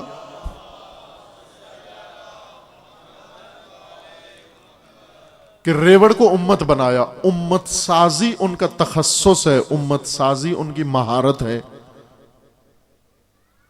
عام انسانوں سے، معمولی لوگوں سے، ایسے لوگ جو عقیدہ و نظریہ و مکتب سے دور ہوتے ہیں اور صرف ثقافتی و کلچرل زندگیاں گزار رہے ہوتے ہیں اور کھا پی رہے ہوتے ہیں، انہی لوگوں سے ایک ایسے انسان بنانا جن کا ایک نظریہ ہو، ان کا مکتب ہو، ان کا مقصد ہو، اس مقصد کے لیے وہ کوشش کرنے والے بن جائیں، یہ ان رہبروں کی خصوصیت ہے۔ کچھ رہبروں کی یہ خصوصیت ہے کہ وہ مختلف معرکوں میں، جنگوں میں قیادت کر سکتے ہیں، ان کے اندر یہ صلاحیت ہوتی ہے۔ عموماً عسکری قیادت کے اندر یہ صلاحیت ہوتی ہے، اس کی تربیت ایسی کی جاتی ہے کہ وہ دشمن کے مقابلے میں اپنی قوم، اپنی فوج، اپنے لشکر کی صحیح قیادت کر لیتے ہیں، ان کے اندر یہ صلاحیت موجود ہوتی ہے۔ کچھ رہبر ایسے ہوتے ہیں جو ایک بڑا حادثہ خلق کر سکتے ہیں، ایک بڑا واقعہ رونما کر سکتے ہیں، عوام کے ذریعے، لوگوں کے ذریعے، نظریے کے ذریعے ایک بڑا انقلاب برپا کر سکتے ہیں، ایک بڑی تبدیلی لا سکتے ہیں۔ تاریخ میں ایسے رہبر رہے ہیں، الہی بھی اور غیر دینی بھی رہے ہیں، جنہوں نے بڑی بڑی تبدیلیاں ایجاد کی ہیں دنیا کے اندر۔ اور کچھ رہبر ایسے ہیں جن کا کام ایک لہر اور موج ایجاد کرنا ہے، ایک ایسی لہر اور ایسی موج ایجاد کرنا جو موج عربی زبان میں، امواج فارسی اور عربی اصطلاح میں، نہ اردو پنجابی میں۔ موج سمندر کے اندر اٹھتی ہوئی لہر، سمندر کے درمیان سے چلتی ہے ہوا اور سینکڑوں کلومیٹر دور سے پانی حرکت کرتا ہے، ساحل کی طرف آتا ہے، ابھر کے آتا ہے، طاقت کے ساتھ آتا ہے، سرعت کے ساتھ آتا ہے، تیزی کے ساتھ آتا ہے۔ اس کو موج کہتے ہیں۔ یہ امواج ہیں، سمندری امواج، پڑھتے بھی رہتے ہیں یہ لفظ آپ، سمندری امواج، سمندری لہریں، اور بے پناہ طاقت ہوتی ہے سمندری موج اور لہر کے اندر۔ کچھ کے اندر یہ صلاحیت موجود ہوتی ہے کہ وہ ایک ٹھہرے ہوئے سمندر کے اندر، ایک ساکن سمندر کے اندر، پانی کے اندر، پانی خود ایک طاقت کا بڑا مجموعہ ہوتا ہے بھائی، کہ سمندر ہے، اتنا عظیم سمندر ہے لیکن ٹھہرا ہوا ہے، ساکن ہے۔ جب تک ساکن ہے اس کے اندر طاقت ظاہر نہیں ہو رہی. سمندر جب اپنی طاقت دکھانا چاہتا ہے اس کو مواج ہونا پڑتا ہے، اس میں تلاطم آتا ہے، اس میں طوفان اٹھتا ہے، اس میں لہر اٹھتی ہے. خوب یہ لہر ساکن سمندر میں، ٹھہرے ہوئے سمندر میں کیسے اٹھے؟ یہ تند و تیز ہواؤں کا کام ہے. عموماً بڑے بڑے سمندروں میں یہ ہوائیں ٹکراتی ہیں، دو طرف کی ہوائیں، گرم اور ٹھنڈی ہوائیں چلتی ہیں. کچھ ہوائیں قطبی علاقوں سے آتی ہیں، کچھ استوائی علاقوں سے جاتی ہیں، اور سمندر کے وسیع فضا میں یہ ہوائیں آپس میں جا کر ٹکراتی ہیں، اور ٹکرا کر ان کے اندر تصادم ہوتا ہے. ہوا کے دو مرغولے آپس میں ٹکراتے ہیں، جب شدت ہوتی ہے دونوں کے اندر. آپ تجربہ کر سکتے ہیں، لیکن میں کہوں گا نہیں کہ کریں یہ تجربہ، لیکن اگر کرنا چاہیں تو طریقہ اس کا یہ ہے کہ ایک طرف سے ایک آدمی تیزی سے دوڑے، دوسری طرف سے دوسرا آدمی تیزی سے دوڑے، دونوں کی آنکھوں پہ پٹی بندھی ہوئی ہو، یہ دونوں ٹکرائیں آپس میں شدت کے ساتھ، پورے طاقت کے ساتھ ٹکرائیں، یا جیسے گاڑیاں ٹکراتی ہیں آپس میں. فوری رد عمل جو ہوتا ہے، وہ گاڑیاں یا وہ بندے ٹکراتے ہی گھوم جاتے ہیں، رخ مڑ جاتا ہے ان کا. جو ہی آپ سامنے والے آنے سے ٹکراتے ہیں، آپ کا رخ بھی مڑ جاتا ہے، اس کا رخ بھی مڑ جاتا ہے، گھوم جاتے ہیں. ہوائیں بھی جب ٹکراتی ہیں یہی کام ہوتا ہے. ایک طرف سے جھونکا ہوا کا تیز آتا ہے، دوسری طرف سے دوسرا، یہ جب آ کر ٹکراتی ہیں آپس میں تو دونوں گھوم جاتی ہیں، اور ان کے گھومنے سے گردباد پیدا ہوتی ہے، جس کو آپ وہ کہتے ہیں شیطانوں کی شادی ہو رہی ہے. چلتے ہیں نا کبھی ہوا میں، تھیلیاں اڑتی ہوئی دیکھتی ہیں، مٹی اڑتی ہوئی گول اس طرح سے دوڑ رہی ہے ہوا. یہ ہوائیں ٹکرانے سے یہ حالت پیدا ہوتی ہے ان کے اندر. تیز ہوائیں جب آپس میں ٹکراتی ہیں، چونکہ ہمارا علاقہ مشرقی علاقہ ہموار نہیں ہے، سمندری علاقے ہموار علاقے ہوتے ہیں، ان میں زیادہ ہواؤں کے تھپیڑے چلتے ہیں اور یہ ہوائیں ٹکراتی ہیں، اور ان کے ذریعے سے بڑے بڑے طوفان، جیسے ابھی فلپائن میں طوفان آیا اور اس نے تباہی مچائی. اکثر امریکہ میں براعظم میں زیادہ طوفان وہاں پر اٹھتے ہیں، چونکہ بڑے اوکیانوس اوشینز وہاں پر ہیں. اور اتنے قوی طوفان سمندروں کے اندر، ہوائیں سمندروں کے ٹھہرے ہوئے پانی کو متحرک کر دیتی ہیں، ٹھہرے ہوئے پانی میں حرکت ایجاد کرتی ہیں. ہوا دھکیلتی ہے اس پانی کو، ہوا جب دھکیلتی ہے اس سے موج پیدا ہوتی ہے، طوفانی طاقت پیدا ہوتی ہے، غیر قابل کنٹرول طاقت ٹھہرے ہوئے سمندر کے اندر پیدا ہوتی ہے. وہ سمندر جب ٹھہرا ہوا ہوتا ہے، اس پہ بطخیں بھی تیر رہی ہوتی ہیں، اس میں مرغابیاں بھی تیر رہی ہوتی ہیں، اس میں چھوٹے چھوٹے حشرات، اس میں ہر چیز تیر رہی ہوتی ہے. لیکن یہی طاقتور سمندر جب جامد ہے، اس کے ساتھ حشرے کھیل رہے ہوتے ہیں، مینڈے کو کچھوے بھی اس میں کھیل رہے ہوتے ہیں. لیکن یہی جب طاقتور ہو جاتا ہے، جب بپھر جاتا ہے، جب اس میں تلاطم آ جاتا ہے، جب اس میں طوفان آ جاتا ہے، اس کے اندر بے پناہ طاقت ہو جاتی ہے. اور وہ بے پناہ طاقت پہاڑوں کو اپنی جگہ سے اکھاڑ کے پھینک دیتی ہے، وہ شہروں کو غرق کر دیتی ہے، وہ آبادیوں کو ملیا میٹ کر دیتی ہے، وہ زمین کی خشکیوں کو تہس نہس کر دیتی ہے. وہ طاقت اس ٹھہرے ہوئے سمندر کے اندر طاقت جب پیدا ہو جائے، جب اس میں حرکت آ جائے، وہ رہبر جن کا کام یہ امواج پیدا کرنا ہے، جن کا کام یہ لہر اٹھانا ہے، جن کا کام ٹھہرے ہوئے انسانی سمندر کی طاقت کو ہلانا ہے، کس کے ذریعے؟ فکر کے ذریعے، ولولے کے ذریعے، جذبے کے ذریعے، ایسے تفکر کے ذریعے جو آ کر اس ٹھہرے ہوئے سمندر کے اندر ہلچل مچا دیں. علامہ اقبال نے اپنی امت کے اندر یہی محسوس کیا تھا کہ اس امت کے دریا میں، سمندر میں طوفان نہیں ہے، اور دعا کی خداوند تبارک و تعالی سے کہ خدا تجھے کسی طوفان سے آشنا کر دے. تیرے بحر کی موجوں میں اضطراب نہیں، تیرے اندر موج ہی نہیں، تیرے اندر امواج نہیں، تیرے اندر تلاطم نہیں، تو سمندر ہے، تو طاقت کا بے پناہ و لامحدود ذخیرہ ہے. لیکن اس وقت حشرے تیرے ساتھ کھیل رہے ہیں، حشرے تیرے اندر ڈبکیاں لے رہے ہیں، وہ تیرے اندر تیر کے اور تفریح کر رہے ہیں، کشتیاں تیرے اوپر چل رہی ہیں، اور بزدل ترین لوگ بھی آ کر تیرے پانی سے اپنے آپ کو تر کر رہے ہیں، تو اگر بپھر کے اپنی طاقت کا مظاہرہ کر، پہاڑ تیرے سامنے نہیں ٹک سکتے۔ قومیں، امتیں سمندری طاقت رکھتی ہیں اپنے اندر، یہ سمندری طاقت بازیچہ بن جاتی ہے جب ٹھہری ہوئی ہوں، جب ان کے اندر حرکت نہ ہو۔ سید الشہداء کے زمانے میں امت اسلام تھی اور بڑی امت تھی، وسیع امت تھی، لیکن ٹھہری ہوئی، جامد، ساکت، سوئی ہوئی، غافل، جس کو لوریاں سنا کر سلا دیا گیا تھا، جس کو چھاچھ پلا کے سلا دیا گیا تھا، جسے ایسا دین پڑھایا گیا تھا کہ وہ دین، اس دین نے، اس مذہب نے اس قوم سے حرکت چھین لی تھی۔ لہٰذا یہ بحر عظیم امت اسلامی کا یہ رک گیا، ٹھہراؤ اس کے اندر آ گیا، اور یزید کھیلنے لگا اس امت کے وجود سے، اس سمندر کے وجود سے کھیلنے لگا۔ فاسق و فاجر اس میں تفریح کرنے لگے، انہوں نے اسلام و مسلمان و امت کو بازیچہ بنا لیا اپنی خواہشات و اپنی ہوس کا۔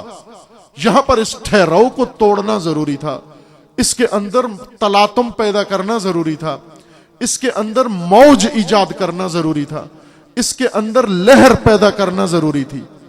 سید الشہداء علیہ السلام نے اس ٹھہرے سمندر کے اندر، بعض اوقات کوئی کنکری پھینکی جاتی ہے اور موج ایجاد ہوتی ہے، بعض اوقات کوئی اور چیز سمندر کے اندر ڈالی جاتی ہے اور طوفان پیدا ہوتا ہے، لیکن بعض اوقات انسان کو خود کودنا پڑتا ہے اس سمندر کے اندر، تاکہ اس کے اندر طوفان پیدا ہو جائے، اس کے اندر موج پیدا ہو جائے، ایسی طاقتور موج جو اس خس و خاشاک کو، یزیدیت کو، ظلم کو، ستم کو، اس ناروا و طاغوتی نظام کو اپنے ساتھ بہا کے لے جائے، اس کو تہس نہس کر جائے۔ سید الشہداء نے یوں نہیں کہ وہیں کربلا میں ان چند ساتھیوں کے ساتھ وہیں سب فیصلہ کرنا تھا، سید الشہداء نے ایک یزید کے خلاف جنگ نہیں کی، ہر دور کے یزید کے خلاف جنگ کا اعلان کیا۔ سید الشہداء نے ایک امت کو ہلانے کی کوشش نہیں کی، قیامت تک آنے والی نسلوں کو حرکت دینے کے لیے سید الشہداء نے یہ اقدام کیا۔ بڑا نپاتولہ انتظام تھا، بڑا نپاتولہ اقدام تھا۔ سید الشہداء کو مشورہ دیا گیا، یہ غلط فہمیاں دور کر دیں ہم، کہ سید الشہداء کو بیعت کا مطالبہ کیا گیا، مجبور کیا گیا، اور پھر مجبور کر کے کربلا میں لا کر وہاں مار دیا گیا۔ ایسے ہرگز نہیں تھا۔ مکہ کے اندر بڑی شخصیات نے، بڑی ذمہ دار شخصیات نے، بڑی نامور شخصیات نے امام علیہ السلام کو کہا کہ آپ بے شک بیعت نہ کریں، آپ لا تعلق ہو جائیں یزید سے، یزید کے بارے میں زبان بند کر لیں، یزید کے متعلق اپنا رد عمل چھوڑ دیں، آپ لا تعلق ہو جائیں، وہ بھی لا تعلق ہو جائے گا آپ سے، وہ اپنی حکومت کرے گا، آپ اپنی عبادتوں میں لگے رہیں، آپ اپنی زندگی بسر کر رہے ہیں، آپ اپنا سلسلہ چلاتے رہیں۔ بیعت کے بغیر بھی حسین زندہ رہ سکتے تھے، لیکن لا تعلق بن کر۔ اور سید الشہداء نے یہ باتیں سن کر بہت ہی شدید رد عمل دکھایا ان باتوں کے اوپر، ان نظریوں کے اوپر۔ سید الشہداء نے فرمایا اف لہذا الکلام ابدا ما دامت السماوات والارض، تف ہو ان باتوں پر، ویل ہو ان باتوں پر، مرد آباد یہ تفکر و نظریہ جب تک زمین و آسمان قائم ہے، یہ تفکر حسینیت کی نگاہ سے مرد آباد، لا تعلق رہنے کا یزیدیت سے۔ امام نے فرمایا میں لا تعلق بیٹھ جاؤں، میں جو امام ہوں، میں رہبر ہوں، یہ امت ساکت ہے۔ امام نے فرمایا انما خرجت لطلب الاصلاح فی امت جدی، میں اپنے جد کی امت کی اصلاح کے لیے جا رہا ہوں۔ امت کو کیا اصلاح کی ضرورت پڑ گئی؟ امت نماز بھول گئی تھی، شکیات نماز اس میں مخلوط ہو گئے تھے۔ آیا امت روزے کے احکام بھول گئی تھی؟ آیا امت کو حج یاد نہیں رہا؟ امت حرمت شراب و میخاری بھول گئی تھی؟ امت آیا حرمت اختلاط با نامحرم بھول گئی تھی؟ کون سا مسئلہ امت کو فراموش ہو گیا جس کو حسین علیہ السلام بتانے کے لیے نکلے؟ نہ نمازیں یاد تھیں، روزے انہیں یاد تھے، حج میں مشغول تھے، احرام کے احکام یاد تھے، تمام عبادتیں و دین کے اعمال انہیں ازبر تھے. خرابی کہیں اور پیدا ہو گئی تھی. خرابی یہ تھی کہ یہ سمندر ٹھہر گیا ہے, متحرک پانی رک گیا ہے, اور متحرک پانی جب رک جائے, چلتا پانی جب رک جائے, جوہر بن جاتا ہے, مر جاتا ہے, مرداب بن جاتا ہے, آب مردہ بن جاتا ہے, اور مرے ہوئے پانی کے اندر جونکیں پیدا ہوتی ہیں, مرے ہوئے پانی کے اندر مینڈک پیدا ہوتے ہیں, مرے ہوئے پانی کے اندر جراثیم پیدا ہوتے ہیں, مرے ہوئے پانی کے اندر مہلک چیزیں پیدا ہوتی ہیں جو حیات کا خاتمہ کر دیتی ہیں. پانی کی حیات زندگی کے اندر ہے, امتوں کی حیات حرکت کے اندر ہے, زندگی ان کی حرکت کے اندر ہے. جب ایک قوم ٹھہر جائے, رک جائے, اس کے اندر جراثیم پیدا ہوتے ہیں, اس کے اندر جونکیں پیدا ہوتی ہیں جو امت کا خون چوستی ہیں, اور اس کے اندر صرف مینڈک پیدا ہوتے ہیں ٹرانے کے لیے, شور مچانے کے لیے, غول غپاڑا کرنے کے لیے. اس کے اندر موذی و مہلک جراثیم پیدا ہوتے ہیں جو امتوں کے ضمیر و حیا کو اور غیرت کو مار دیتے ہیں, اور شعور و بیداری و جرت کو مار دیتے ہیں. یہ قصور ہے ٹھہری ہوئی امتوں کا. اس لیے سید الشہداء نے فرمایا کہ اب وقت آ گیا ہے قیام کرنے کا. یہ قیام کیسا تھا؟ سید الشہداء یوں نہیں کہ ایک صحرا میں کودے, سید الشہداء امت کے ٹھہرے ہوئے سمندر کے اندر چھلانگ لگائی تاکہ اس کے اندر موج پیدا ہو, اس کے اندر تلاطم پیدا ہو, اس کے اندر لہر پیدا ہو, اس کے اندر طاقت پیدا ہو, اور وہ طاقت اتنی بڑھے اور وہ موج اتنی بڑھے کہ صدیوں کے اوپر محیط ہو جائے, اور تمام سرزمینوں کو طے کرتی ہوئی اور تمام سرزمینوں کو تہس نہس کرتی ہوئی یزیدیت کو آخر تک وہاں پہنچ جائے جہاں تک اس کو پہنچنا ہے. یہ مقصد تھا کربلا کا. یہ مقصد وہیں ختم ہو جاتا اگر جناب زینب نہ ہوتی.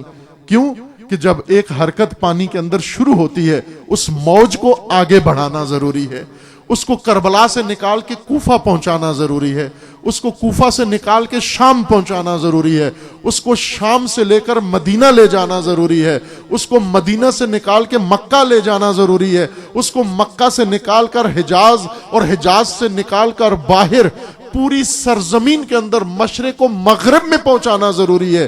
ایک اقدام حسین ابن علی نے کیا, ابن علی نے, اور ایک بنت علی نے کیا.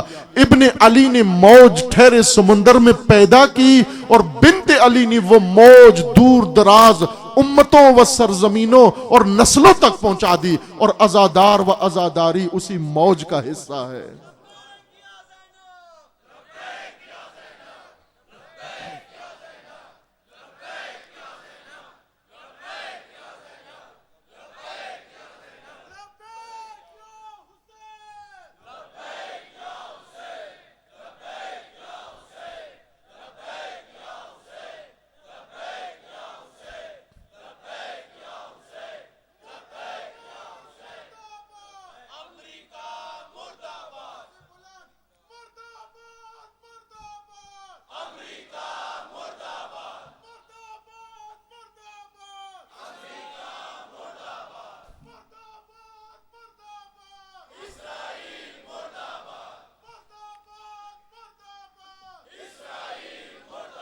آج عزاداری کے ہوتے ہوئے یزیدیت بھی موجود ہو, عزاداری کے ہوتے ہوئے یہ جونکیں بھی موجود ہوں, عزاداری کے ہوتے ہوئے یہ خس و خاشاک بھی موجود ہو, تو معلوم ہوا کہ وہ عزا اس موج کا حصہ نہیں جو بنت علی نے کربلا سے چلائی تھی. یہ عزا ہندوستان میں پیدا ہونے والی کسی رسم کا حصہ ہے. یہ کسی نواب, کسی راجے اور کسی مہاراجے کا شروع کردہ سلسلہ ہے کہ جس کے ذریعے سے یزیدیت متاثر نہیں ہو رہی.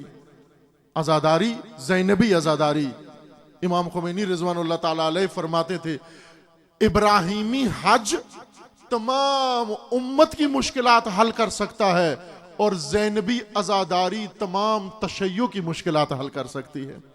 لیکن آج آپ کیا تصدیق کرو گے کہ جو حج ہو رہا ہے ابراہیمی حج ہے؟ حج ہے لیکن ابراہیمی نہیں ہے, اس کو ابراہیمی بنانے کی ضرورت ہے. امام خمینی نے کیا کوشش کی کہ یہ حج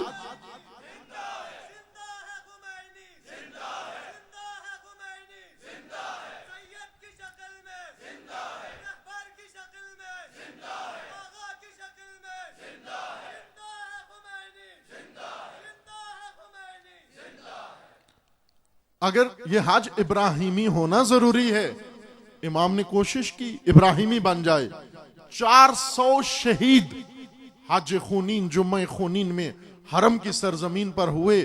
ان کا خون گرا کس لیے؟ کہ یہ حج، امریکی حج، یہ ابراہیمی حج بن جائے، یہ چائنا حج ابراہیمی حج بن جائے، یہ ٹورزم یہ حج بن جائے، یہ ابراہیمی روح اس کے اندر آ جائے، اسماعیلی روح اس کے اندر آ جائے، ہاجر کی روح اس کے اندر آ جائے. لیکن آپ دیکھیں کہ وہ روح روک دی گئی، کچلا دیا گیا. لیکن ابھی بھی کوشش جاری ہے. حج ابراہیمی ہونا ضروری ہے، وہ عزاداری کا زینبی ہونا ضروری ہے. کہیں ایسا نہ ہو جائے کہ حج امریکی ہو جائے، چائنا کا ہو جائے، حج سعودی ہو جائے، حج ٹورسٹوں کا ہو جائے، اور عزاداری راجوں مہاراجوں کی ہو جائے.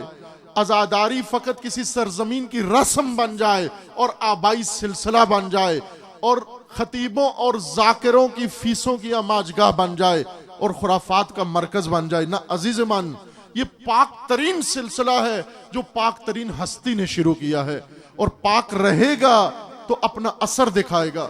بی بی نے اکیلے عزاداری کی، رسیوں میں بندھے ہوئے عزاداری کی، سر برہنہ عزاداری کی. ایک بی بی کی عزاداری نے کوفہ و شام کا رنگ بدل دیا. آج تو لاکھوں ہزاروں عزادار عاشور کے دن خیابان پہ نکلتے ہیں، تو کیوں ان کے ملک کے حالات نہیں بدلتے؟ کیوں ان کی قوم کے حالات نہیں بدلتے؟ اس لیے کہ رسم عزا بجا لاتے ہیں، رزم زینبی انجام نہیں دیتے، عزم زینبی انجام نہیں دیتے. عزیزان، یہ عزاداری وہ موج ہے. حضرت زینب ایک خاتون و ایک بی بی نہیں فقط دکھیا، بلکہ رہبر ہے. کون سی رہبر؟ قائد اعظم ہے، قائد عظمی ہے، رہبر عظیم ہے بی بی زینب. وہ بی بی کہ جس نے کربلا کی شہادتوں کو ایک عالمی نہضت و تحریک میں بدل دیا ہے. وہ عالمی نہضت جو تمام زمانوں پر بھی چھا گئی ہے اور تمام زمینوں پر بھی چھا گئی ہے. اب اس نہضت کے ارکان کو، جو عزادار ہیں، جو بانیان ہیں، جو شرکاء ہیں، جو ذاکرین ہیں، جو خطباء ہیں، انہیں معلوم ہونا چاہیے کہ روح زینبی کیا ہے.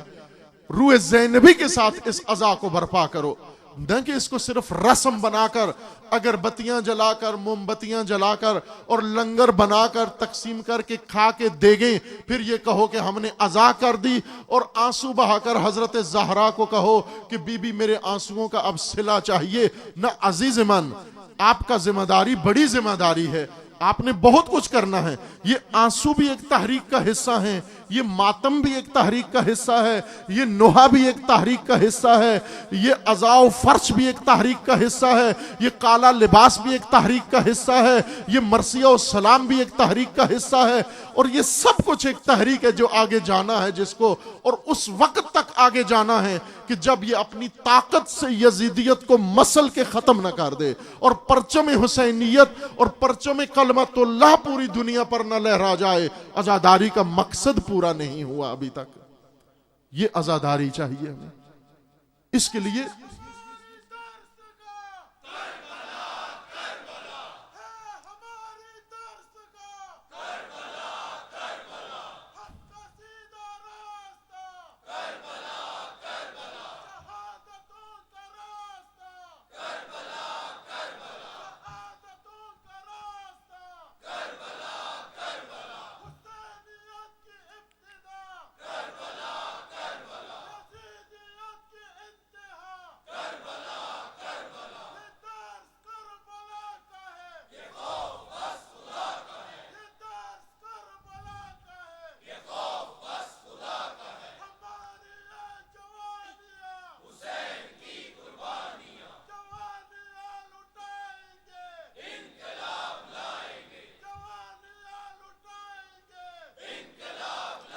یہ عزا گھر گھر میں ہو، ہر فرد عزاداری برپا کرے، روح زینبی کے ساتھ عزاداری برپا کرے.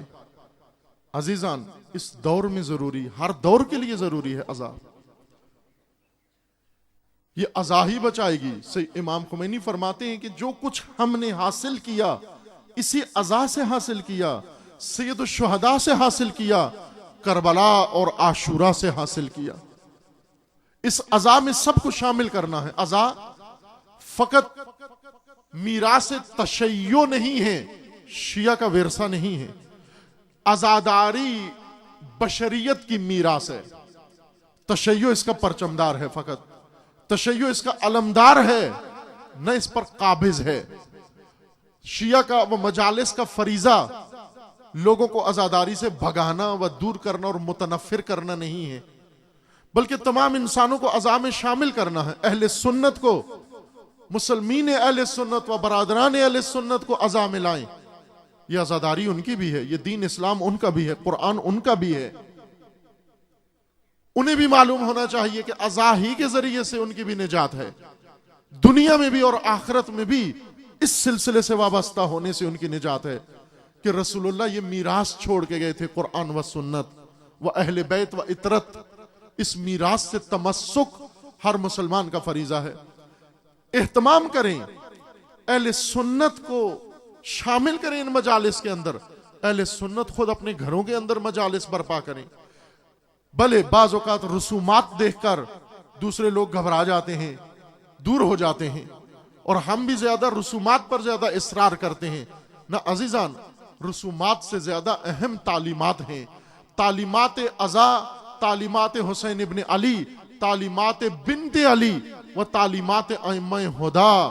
صرف رسومات نہیں ہیں، رسومات وہ ہیں جو صرف بر صغیر میں پیدا ہوئی عقیدت مندوں کی طرف سے، اور عزا وہ ہے جو ائمہ ہدا نے بتایا ہمیں عقیدے کی طرف سے کہ یہ آپ نے قائم رکھنا ہے۔ یہ سلسلہ ان کو شامل کریں، تمام مسلمانوں کو اس کے اندر شامل کریں، متاثر نہ ہو۔ ایک ایسا تکفیری گروہ پاکستان کے اندر اور دنیا کے اندر پیدا ہو جو مسلمانوں کی صفوں میں دراڑیں ڈال دے، جو مسلمانوں کو ایک دوسرے سے دور کر دے، جو کفر کے فتوے لگا کر مسلمانوں کو پریشان کر دے، جو شہید و شہادت کو الجھا دے، جو شہید شہادت کے مفہوم کو الجھا دے۔ اس طبقے سے اپنے آپ کو نجات دیں، تمام مسلمان اس طبقے سے نجات دیں۔ یہ وہی یزیدی تفکر ہے، بنو امیہ کا تفکر ہے کہ جنہوں نے یہ ساری باتیں الجھا کے سری دین و مبین دین کو لوگوں کے سامنے الجھا کر مبہم بنا کر پیش کیا۔ عزاداری اس کے غبار ہٹانے کا نام ہے، اس دین سے جس کے اوپر لوگوں نے غبار ڈال دیا۔ ایک اہم فریضہ عزاداروں کا یہ ہے کہ اہل سنت برادران کو ساتھ شامل رکھیں، جائیں ان کی غلط فہمیاں دور کریں، ان کے شبہات دور کریں۔ یہ تبلیغ تشیع و تبلیغ دین کا ایک اہم فریضہ ہے کہ اگر آپ 1000 شیعہ مجلس میں لے آئیں، اتنا بڑا کام نہیں کیا آپ نے جتنا 10 مسلمانوں کو آپ ان کی غلط فہمیاں دور کر دیں عزاداری کے بارے میں۔ یہ بڑی خدمت انجام دی ہے آپ نے۔ عزیزان، دشمن کی چالیں، دشمن کے حربے، آپ کو معلوم ہو کہ پاکستان کے اندر ان مسلمانوں کو ہم نے عزاداری سے ان کو رسومات یا ان کے مقدسات یا ان کے اوپر حملے کر کے ان کو سرٹیفکیٹ دے کے جعلی ہم نے ان کو بھگا دیا، دور کر دیا، اپنی روشوں سے ان کو دور کر دیا۔ دوسروں نے ان کے لیے دروازے کھول دیے۔ عاشورہ میں بجائے اس کے کہ وہ عزائے عاشورہ میں آئیں، وہ قبروں کی زیارت کے لیے چلے جاتے ہیں۔ بجائے اس کے کہ وہ عاشورہ کی عزا میں شامل ہوں، انہیں کہا گیا تم ڈینگی مارنا شروع کر دو ادھر آ کر۔ یہ کیا بات ہے؟ ان کو اپنے ساتھ ملانا ہے، ان کو ان مجالس کے اندر شامل کرو، تقدس مجالس کا اور مجالس مقدسہ برپا کرو۔ ان مجالس کے اندر غیر ذمہ دار انسان نہ آئیں، غیر ذمہ دار گفتگو نہ کریں، اپنی بڑاس نہ نکالیں، دوسروں کے مقدسات کی توہین نہ کریں، وحدت و اتحاد کا درس دیں، دوسروں کو اپنے قریب کریں، پیغام حسین ابن علی پہنچائیں، پیغام زینب اولیاء ان تک پہنچائیں، اس لیے کہ یہ خاندان ان کی نجات کا بھی ذریعہ ہے۔ یہ سفینہ نجات ان کے لیے بھی کشتی نجات ہے، انہیں بھی اس کے علاوہ کہیں سے نجات نصیب نہیں ہونی۔ احترام کریں، سب احترام کریں، صحابہ کا احترام کریں، لیکن رسول اللہ کشتی نجات اہل بیت کو بنا کر گئے ہیں۔ اس اہل بیت کی کشتی پر ان کو بھی سوار کریں، انہیں نہ موقع دیں کہ وہ دور ہو جائیں اس سلسلہ سے۔ یہ ہر ایک کا فریضہ ہے، فرد مبلغ بنے۔ ٹھیک ہے، وہ مجالس جو عمومی ہوتی ہیں، بڑی مجالس ہوتی ہیں، اہتمام کے ساتھ اور خرچوں کے ساتھ ہوتی ہیں. اگر اللہ نے توفیق دی ہوئی ہے تو کریں، وہ بھی کریں خرچ. میں نہیں کہتا کہ نہ کریں، لیکن اگر برفرض کمی ہے مال کی، اور ضروری نہیں مجلس کے لیے خرچ کرنا، آپ مجلس کرو، ہر گھر کے اندر مجلس کرو. ایک دن انشاءاللہ پاکستان میں ایسا آ جائے کہ ہر مسلمان کے گھر میں، ہر شیعہ کے گھر میں اور ہر سنی کے گھر میں مجلس حسین ابن علی برپا ہو رہی ہو. اس دن پاکستان نجات کی راہ پر بڑھے گا آگے. اور یہ فریضہ ہے جو ہم نے انجام دینا ہے. اس فریضے کو ہم نے نبھانا ہے. جب تک یہ فریضہ نہیں ہوتا، ہم فقط ایک جگہ پر بیٹھ کر لنگر کھا کے، رسومات انجام دے کے، اور پھر توقع رکھیں ابھی بہشت کے دروازے ہم پر کھل گئے. نہ عزیزان من، بی بی نے جو کام شروع کیا وہ راستہ ابھی طے کرنا باقی ہے، ہر ملت کے لیے، ہر نسل کے لیے. اس وقت جو صورتحال بنائی جا رہی ہے بعض شیطانی اذہان کی طرف سے، اس کا مقابلہ کرنا ہے. عزاداری کو محدود نہیں ہونے دینا. کہیں پر راستے بلاک کر دیتے ہیں. ابھی ایک بیان انہوں نے دیا کہ عاشور کے جلوس میں فقط ایک انٹرنس رکھیں گے جہاں سے عزادار آئے جائیں گے. اتنا عظیم عزاداری کا جلوس ایک نقطے سے صرف لوگوں کا آنا جانا ہوگا کہ جس کو اگر جلوس میں شامل ہونا ہو وہ پہلے جائے اس انٹرنس پر شہر کے اس محلے میں اور پھر وہاں سے آ کر شامل ہو. نہ، یہ عزاداری کا تحفظ نہیں ہے، یہ محدودیت ہے. لیکن تعجب ہے ان لوگوں پر جو قومی قیادت کے مزے تو اڑاتے ہیں، لیکن جب عزاداری و عزا و حقوق کے دفاع کا وقت آتا ہے ان کی زبانیں نہیں کھلتی. وہاں پر کیوں نہیں بولتے؟ کیوں چپ بیٹھے ہیں؟ عزاداری کو محدود کیا جا رہا ہے، پابندیاں لگائی جا رہی ہیں. کیوں ایسے نوٹیفیکیشن پہ اپنا عکس العمل نہیں دکھاتے؟ کیوں کسی کو تذکر نہیں دیتے؟ کیا صرف عنوانوں سے لطف اندوز ہو جانا کافی ہے؟ کربلا تو قربانیوں کا راستہ ہے، کربلا شہادتوں کا راستہ ہے. مجلس عزا اس جشن کی طرح نہیں ہے جو بنو امیہ برپا کرتے تھے. مجلس عزا اپنے آپ کو اس کاروان میں شامل کرنا ہے. دشوار راستہ ہے، لیکن اسی کے اندر نجات ہے، سعادت و ہدایت اسی کے اندر موجود ہے. بصیرت، عقیدت الحمدللہ ہے، اور خدا بڑھائے آپ کی اس عقیدت کو، وہ عقیدت کے جذبوں کو. لیکن بصیرت کے بغیر عقیدت سے کوئی مشکل حل نہیں ہوتی. بصیرت کی ضرورت ہے. بصیرت زینبی، بصیرت حسینی، اس حکمت کے تحت عزا برپا ہوئی. سید الشہداء علیہ السلام کا میں نے جملہ پڑھا، چاہتا تھا اس کی تفسیر کروں لیکن وقت کم رہ گیا. یا ابا عبد الرحمن، ایک بڑی شخصیت کا کنیہ تھا یہ عبد الرحمن. انہیں خطاب کر کے کہا انا ابایع یزید، اے ابو عبد الرحمن، کیا میں اس بات پر راضی ہو جاؤں یزید کی بیعت کر لوں؟ وَأَدْخُلُ فِي صُلْحِهِ، تو مجھے مشورہ دے رہا ہے میں یزید کے ساتھ صلح کر لوں. وَقَدْ قَالَ النَّبِي صلی اللہ علیہ وآلہ وسلم فِيهِ وَفِي أَبِيهِ مَا قَال، کیا تجھے پتہ نہیں کہ رسول اللہ نے یزید اور اس کے باپ کے بارے میں کیا کہا ہے؟ تو نہیں جانتا رسول اللہ نے کیا کہا ہے؟ جس شخص کے بارے میں اور جس کے باپ کے بارے میں رسول اللہ نے یہ فرمایا ہو، کیا اس کے ساتھ صلح ہو سکتی ہے؟ اس کی بیعت ہو سکتی ہے؟ اس کے ساتھ بات چیت ہو سکتی ہے؟ اس کے ساتھ مذاکرات ہو سکتے ہیں؟ اس کے سامنے میں تسلیم ہو سکتا ہوں؟ کیسی باتیں ہیں تو کر رہا ہے میرے ساتھ؟ یہ سید الشہداء کا موقف ہے. وہ کیا کہہ رہا تھا؟ اے حسین، آپ کے سامنے موت ہے، آپ کے سامنے شہادت ہے، آپ کے سامنے اسارت ہے، آپ کے سامنے کوفہ و شام ہے. ڈرا رہے تھے یہ دشمن بہت قوی ہے، خونخوار ہے، درندہ ہے، بے غیرت و بے حیا ہے. سید الشہداء نے فرمایا مجھے پہلے پتا ہے، میرے بھائی کو اسی دشمن نے شہید کیا، میرے بابا کو اسی دشمن نے شہید کیا، ہم اس راہ میں بڑی قربانیاں دے چکے ہیں، تو مجھے اس دشمن سے ڈرا رہا ہے، میں اس دشمن سے ڈرنے والا نہیں ہوں. عزیزان، جو کچھ طریقہ کار عزا کا ہے جاری رہے، لیکن عزا کا سلسلہ بڑھنا شروع ہو جائے. ہر روز اذا، کم از کم ان ایام اذا کے اندر گھر گھر کے اندر اذا ہو، گھر گھر کے اندر. البتہ ایسی اذا نہ ہو جس سے پڑوسیوں کو تکلیف ہو، جس سے محلے والوں کو پریشانی ہو، جس سے کسی کی دل آزاری ہو. پہلے سے ہی اپنے پڑوسیوں، اپنے محلے والوں سے انہیں بھی اس کے اندر شامل کریں، انہیں بھی بانی بنائیں، وہ بھی آئیں اس کے اندر شامل ہوں. لیکن اگر برفرض انہیں تکلیف ہوتی ہے، نہ ایسی مجلس کریں جس سے کسی کو پریشانی نہ ہو. ان کے حقوق کا خیال رکھیں، ان کا احترام کریں، ان کے حقوق کو پہلے جا کر ان سے اجازت لے لیں کہ اگر آپ اجازت دیں ہم اس طرح کی اذا کریں. اگر راضی نہیں ہوتے محدود اذا کریں جس سے ان کو کوئی تکلیف نہ پہنچتی ہو. اول تو وہ مسلمان ہیں، ان کے لیے بھی ایک سعادت ہے کہ ان کے پڑوس میں یہ اذا ہو رہی ہے، بلکہ وہ خود بھی اپنے گھروں کے اندر اذا کرائیں. عرض کیا کوئی حرج نہیں ہے، آپ 10 آدمیوں کی اذا کریں، 20 آدمیوں کی اذا کریں. آپ کو خطیب ذاکر نہیں ہے، اگر خود پڑھ سکتے ہو، یا آپ میں سے کوئی ایسا فرد ہے جو کتاب دیکھ کر بھی مجلس پڑھ سکتا ہے، پڑھے.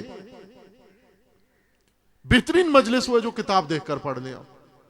ایک آدمی پڑھنا شروع کرے، دوسرے سنیں. کہ ائمہ کے زمانے میں اور ائمہ خدا نے ایسی مجلسوں کی تلقین کی تھی. یہ پیشہ ور بعد میں بنے ہیں مجلسیں پڑھنے والے، جن کا پیشہ مجلسیں پڑھنا ہے. اس کا کوئی تصور اسلام میں نہیں تھا. پیشہ ور مجلس پڑھنے والوں کا کوئی تصور اسلام میں نہیں تھا. یہ بعد میں پیشہ ور آئے کہ اب جب کہ مجلسیں پڑھنا بھی ایک کاروبار ہے، انہوں نے مجلسیں پڑھنے کو اپنا کاروبار بنا لیا ہے. اور آج کل صرف بلاتے ہی پیشہ وروں کو ہیں نہ. پیشہ ور کی کچھ چیزیں ہیں جو پیشے نہیں ہیں، جیسے میت کو نہلانا، یہ کوئی پیشہ نہیں ہونا چاہیے، یہ فریضہ ہے تمام مسلمین کا. میت کو دفنانا یہ پیشہ نہیں ہونا چاہیے. قبریں کھودنے کا پیشہ نہیں ہونا چاہیے، یہ فریضے ہیں. لیکن آج کل پیشہ ور بن گئے ہیں ایسے جن کا پیشہ ہی یہ ہے. یہ پیشے نہیں ہیں، یہ معیشت کے ذریعے نہیں ہیں، یہ فریضے ہیں آپ کے. اسی طرح قرآن پڑھانا پیشہ نہیں ہے، قرآن پڑھانا فریضہ ہے. ہر فرد کو، مسلمان کو قرآن آنا چاہیے اور ہر فرد قرآن پڑھائے. پیشہ نہیں ہے. نمازیں پڑھانا پیشہ نہیں ہے. آج ہم نے پیشہ ور پیش نماز رکھے ہوئے، تنخواہ پہ پیش نماز رکھا ہوا ہے. کس دین نے یہ تصور دیا تھا کہ پیشہ ور پیش نماز ہو، پیشہ ور خطیب ہو، پیشہ ور ذاکر ہو، پیشہ ور شاعر ہو، پیشہ ور عالم ہو، پیشہ ور امام ہو، ہر چیز پیشہ. دین چڑھ گیا پیشہ وروں کے ہاتھ میں. اس دین کو نجات دلائیں پیشہ وروں سے. اس وقت نجات دیں گے جب خود آپ فریضے انجام دینا شروع کریں. آپ نے اپنے فریضے چھوڑے ہیں، دین پیشہ وروں کے ہاتھ چڑھ گیا. آپ سیکھیں یہ کام خود مجلس پڑھیں، آپ کتاب دیکھ کر مجلس پڑھیں. اور عرض کیا ہے کہ اگر مشکل ہے یہ کام بھی، گھر کے اندر مجلس رکھیں اور کوئی سی ڈی کیسٹ کسی اچھے ذاکر کی، کسی اچھے مجلس پڑھنے والے کی چلا لیں. خواتین اس طرح کی مجلس کریں. ضروری ہے پیشہ ور ہو، ضروری ہے کوئی بہت سر والا ہو. ہم کیسے عزادار ہیں کہ سر کے بغیر ہمیں رونا نہیں آتا؟ ہم کیسے عزادار ہیں جب تک کوئی ہمارے احساسات نہ ابھارے، جب تک جھوٹ نہ بولے ہمیں رونا نہیں آتا؟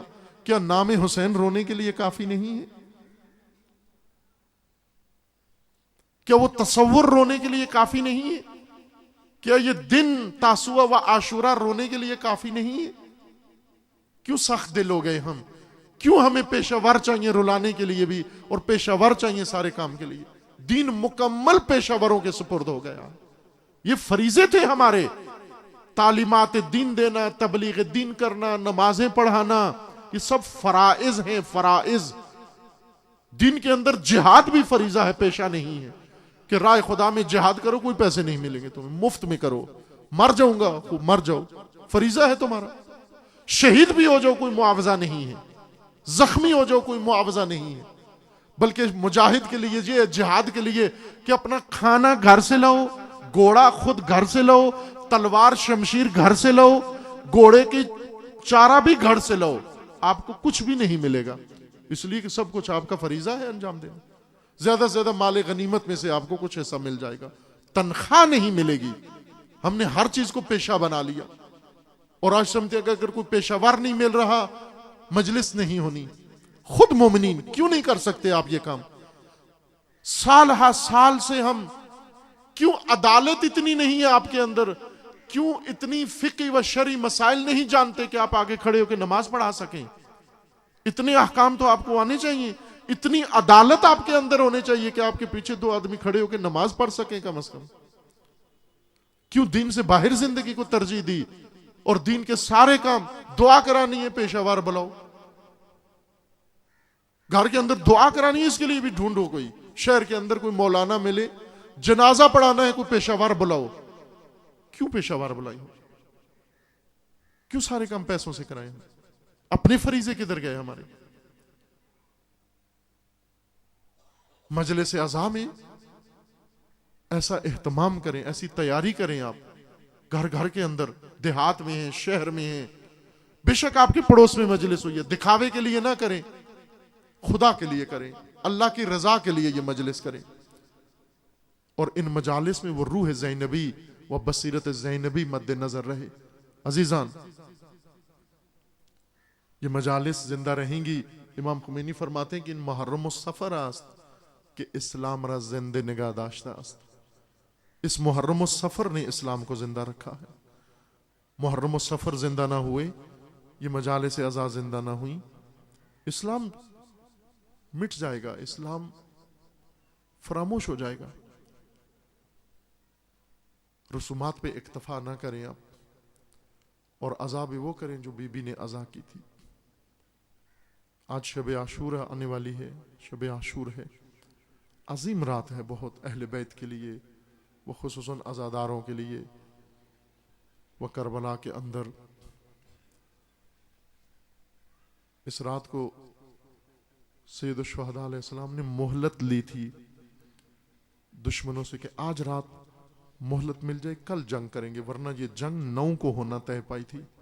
تاسوعہ کو عمر سعد نے جنگ کا پیغام بھیجا کہ اگر آپ تسلیم نہیں ہوتے 9 محرم کو جنگ ہوگی. امام نے حضرت عباس ابو الفضل العباس کو بھیجا کہ بھیا ان سے جا کر کہہ دو کہ آج رات ہمیں مہلت دیں. کئی کام کرنے ہیں, عبادت خدا کرنی ہے, بندگی خدا. آخری رات زندگی کی ساری عبادت خدا میں بسر ہوئی. اور پھر بہت اہم کام کرنے ہیں, عزم کرنے ہیں, عہد کرنے ہیں اپنے پروردگار کے ساتھ.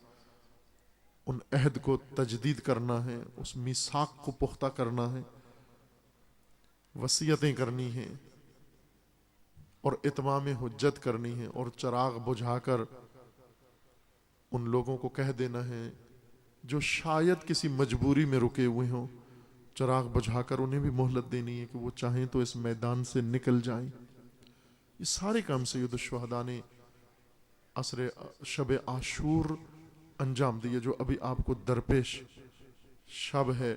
اور اس شب کے اندر ایک واقعہ یہ ہوا کہ جناب سید الشہداء جب وصیتیں فرما رہے تھے جناب سید ساجدین کو, زینب علیہ تشریف فرما تھی, سن رہی تھی اس خیمے میں, اور وصیتیں سن کر رونے لگیں اور فرماتی ہیں بھیا ان باتوں سے یہ اندازہ ہوتا ہے کہ کل آخری دن ہے, کل جدائی ہو جائے گی.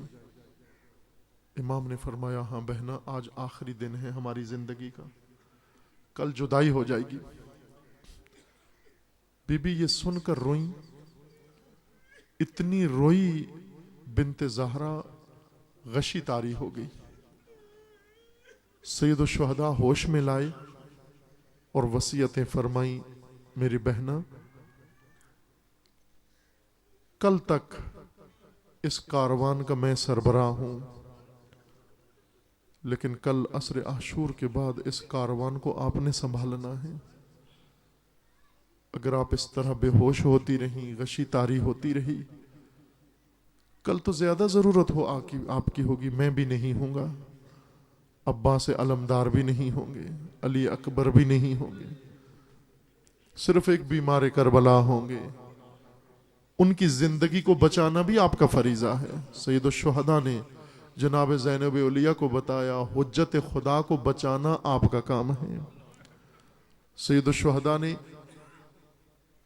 وصیت فرما دی کہ میرے بعد امام سید ساجدین ہیں, لیکن کوئی بھی سید ساجدین کے پاس مسئلہ پوچھنے نہ آئے, اس لیے کہ دشمن کو معلوم ہو جائے گا اور وہ آ کر حجت خدا کو شہید کر دیں گے. لہٰذا جس نے بھی کچھ پوچھنا ہے پہلے زینب اولیاء کے پاس آئے. زینب اولیاء نے اگر مناسب سمجھا تو سید ساجدین سے پوچھ کے بچا دیں گی. اور ایسا ہی ہوا. جناب زینب اولیاء سے جب بیبیوں نے پوچھا خیموں کو آگ لگ گئی ہے حکم کیا ہے، یہ پہلا فتویٰ تھا جو بی بی پوچھنے گئی حجت خدا سے. جا کر سید ساجدین سے پوچھتی ہیں اے حجت زمان، اے حجت خدا، حکم دو، فتویٰ دو، حکم خدا کیا ہے؟ جلتے خیموں میں جل کے مر جائیں یا جان بچائیں؟ جناب سید ساجدین نے اپنی امامت کا پہلا حکم دیا، پھوپھی اماں جان بچانا ہے، جل کے مرنا نہیں ہے. بی بی آئیں، آ کر فرما دیا حجت خدا کا حکم یہ ہے جان بچانی ہے. بیبیوں نے جان بچا لی. عزادارو شام غریباں ہو گئی. زینب اولیاء اب بچوں کو اکٹھا کرتی ہیں، وہ بچے جو گم ہو گئے، وہ بچے جو اپنی ماؤں سے جدا ہو گئے، کسی کو مقتل سے اٹھا کے، کسی کو صحرا سے اٹھا کے، کسی کو کسی گودال میں سویا ہوا دیکھا، اور کچھ ایسے تھے جن کی لاشیں گھوڑوں کے نیچے پائمال ہو گئی تھیں. ان پائمال لاشوں کو اٹھا کر لائی اور بیبیوں اور بچوں کو جمع کر کے فرماتی ہیں اے بیبیوں ڈرنا نہیں، آج کوئی مرد نہیں ہے لیکن میں تمہاری نگہبان ہوں، آج میں تمہاری محافظ ہوں. آج توجہ فرمائیں عزادارو، ایک طرف لاشوں سے میدان بھرا ہوا ہے، ایک طرف صحرائے کربلا خون سے سرخ ہے، ایک طرف خیموں کی راکھ بکھری ہوئی ہے، اور ایک طرف یہ کاروان بیٹھا ہوا ہے، اور اس کے درمیان زہرا کی بیٹی نیزہ لے کے کھڑی ہوئی ہے اور ندائیں دے رہی ہے. سر پہ چادر نہیں ہے، سر پہ چادر نہیں، ابھی اسیر نہیں ہوئی، ہاتھ میں نیزہ لے کر ندائیں دے رہی ہے. آج میں تمہاری نگہبان ہوں، آج میں تمہاری محافظ ہوں.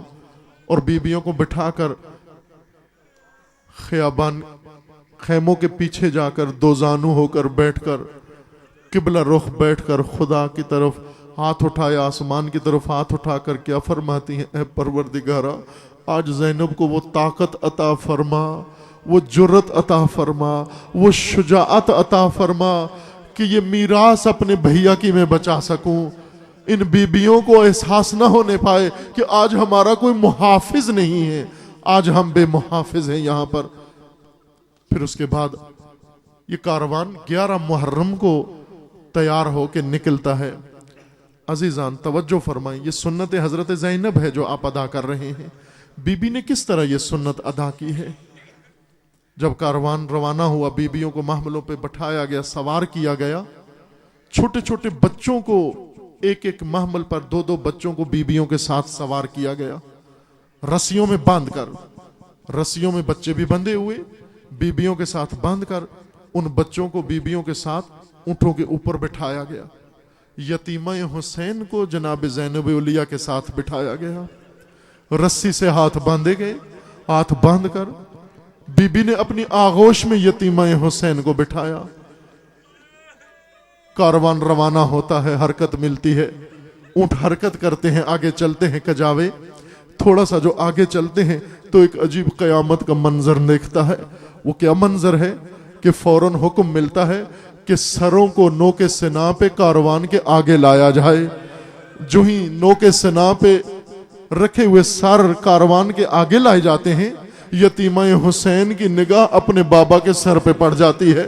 بی بی دیکھتی ہے جب بابا کا سر، تو وہیں پر کجاوے میں بیٹھے ہوئے، بی بی کی آغوش میں بیٹھے ہوئے، وہیں سے لپکتی ہے بی بی، آگے بڑھتی ہے بابا کے سر کی طرف اور ایک دفعہ ندا دیتی ہے بابا. جب بابا کی آواز آئی، قریب تھا بی بی گر جائے، قریب تھا بی بی گر جائے. جناب زینب اولیاء بی بی کو سنبھالتی ہیں اور یتیمہ حسین کو اپنی آغوش میں لے کر اور ہاتھ کندھے پر رکھ کر پھر سر حسین کو خطاب کرتی ہیں، او میرا حسین، او میرا غریب حسین، میرا مظلوم حسین، میرا حسین مجھے بتا میں کس کس کو بچاؤں، میں تیرا مقصد بچاؤں، میں تیرا دین بچاؤں، میں تیری اولاد بچاؤں، میں تیرا کاروان بچاؤں، ابھی مجھے بتاؤ میں اس عالم میں کس کس کو بچاؤں۔ اللہ لعنت اللہ علی الظالمین۔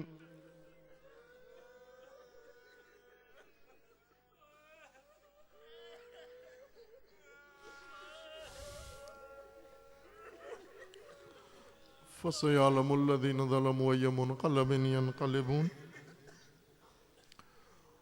اللهم بحق اسمك العظيم الأعظم الأعز الأجل الأكرم يا الله يا الله يا الله يا الله يا الله يا الله يا الله يا الله يا الله۔ خداوند بحق محمد و آل محمد ہمارے اس قلیل سے ذکر کو اپنی بارگاہ میں قبول فرما، مومنین کے اس اخلاص و خلوص کو شرف قبولیت عطا فرما، جو مومنین اس دنیا سے رحلت کر گئے انہیں جوار رحمت میں مقام نصیب فرما، جو بیمار ہیں علیل انہیں شفاء کاملہ نصیب فرما۔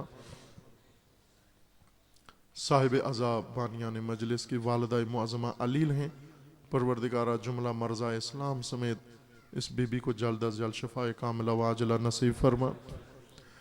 خداوندہ جو مومنین مقروض ہیں اپنے خزائن غیبیہ سے ان کے قرض ادا فرما، جو بے اولاد ہیں انہیں نیک و صالح اولاد نصیب فرما۔ خداوندہ جو بے روزگار ہیں انہیں رزق حلال نصیب فرما، جو ملتمس دعائیں ان کی دعاؤں کو مستجاب فرما، جو صاحب حاجات ہیں ان کی حاجات کو پورا فرما، جو کسی مشکل و مصیبت میں گرفتار ہیں ان کے تمام مسائل و مشکلات کو برطرف فرما۔ خداوندہ امت مسلمہ کو ظلم و ستم سے نجات عطا فرما، ان ظالمین کو ظلم سمیت نیست و نابود فرما، امریکہ اور اسرائیل کا خاتمہ فرما، حزب اللہ کو کامیابی عطا فرما، سید مقاومت سید حسن نصر اللہ کی حفاظت فرما، راہبر معظم انقلاب اسلامی کا سایہ دراز فرما، انقلاب اسلامی کو دشمنوں کے شر سے محفوظ فرما، انقلاب اسلامی کو انقلاب امام زمان سے متصل فرما، مملکت پاکستان کی حفاظت فرما، اس ملک کو دشمنوں کے شر سے محفوظ فرما، ملک کے ساتھ خیانت کرنے والوں کو نیست و نابود فرما، ملک کے اندر امن و امان قائم فرما، دہشت گردی فرقہ واریت فتنہ و فساد و نفاق پھیلانے والوں کو نیست و نابود فرما، ان کے حامیوں سرپرستوں کو رسوا فرما۔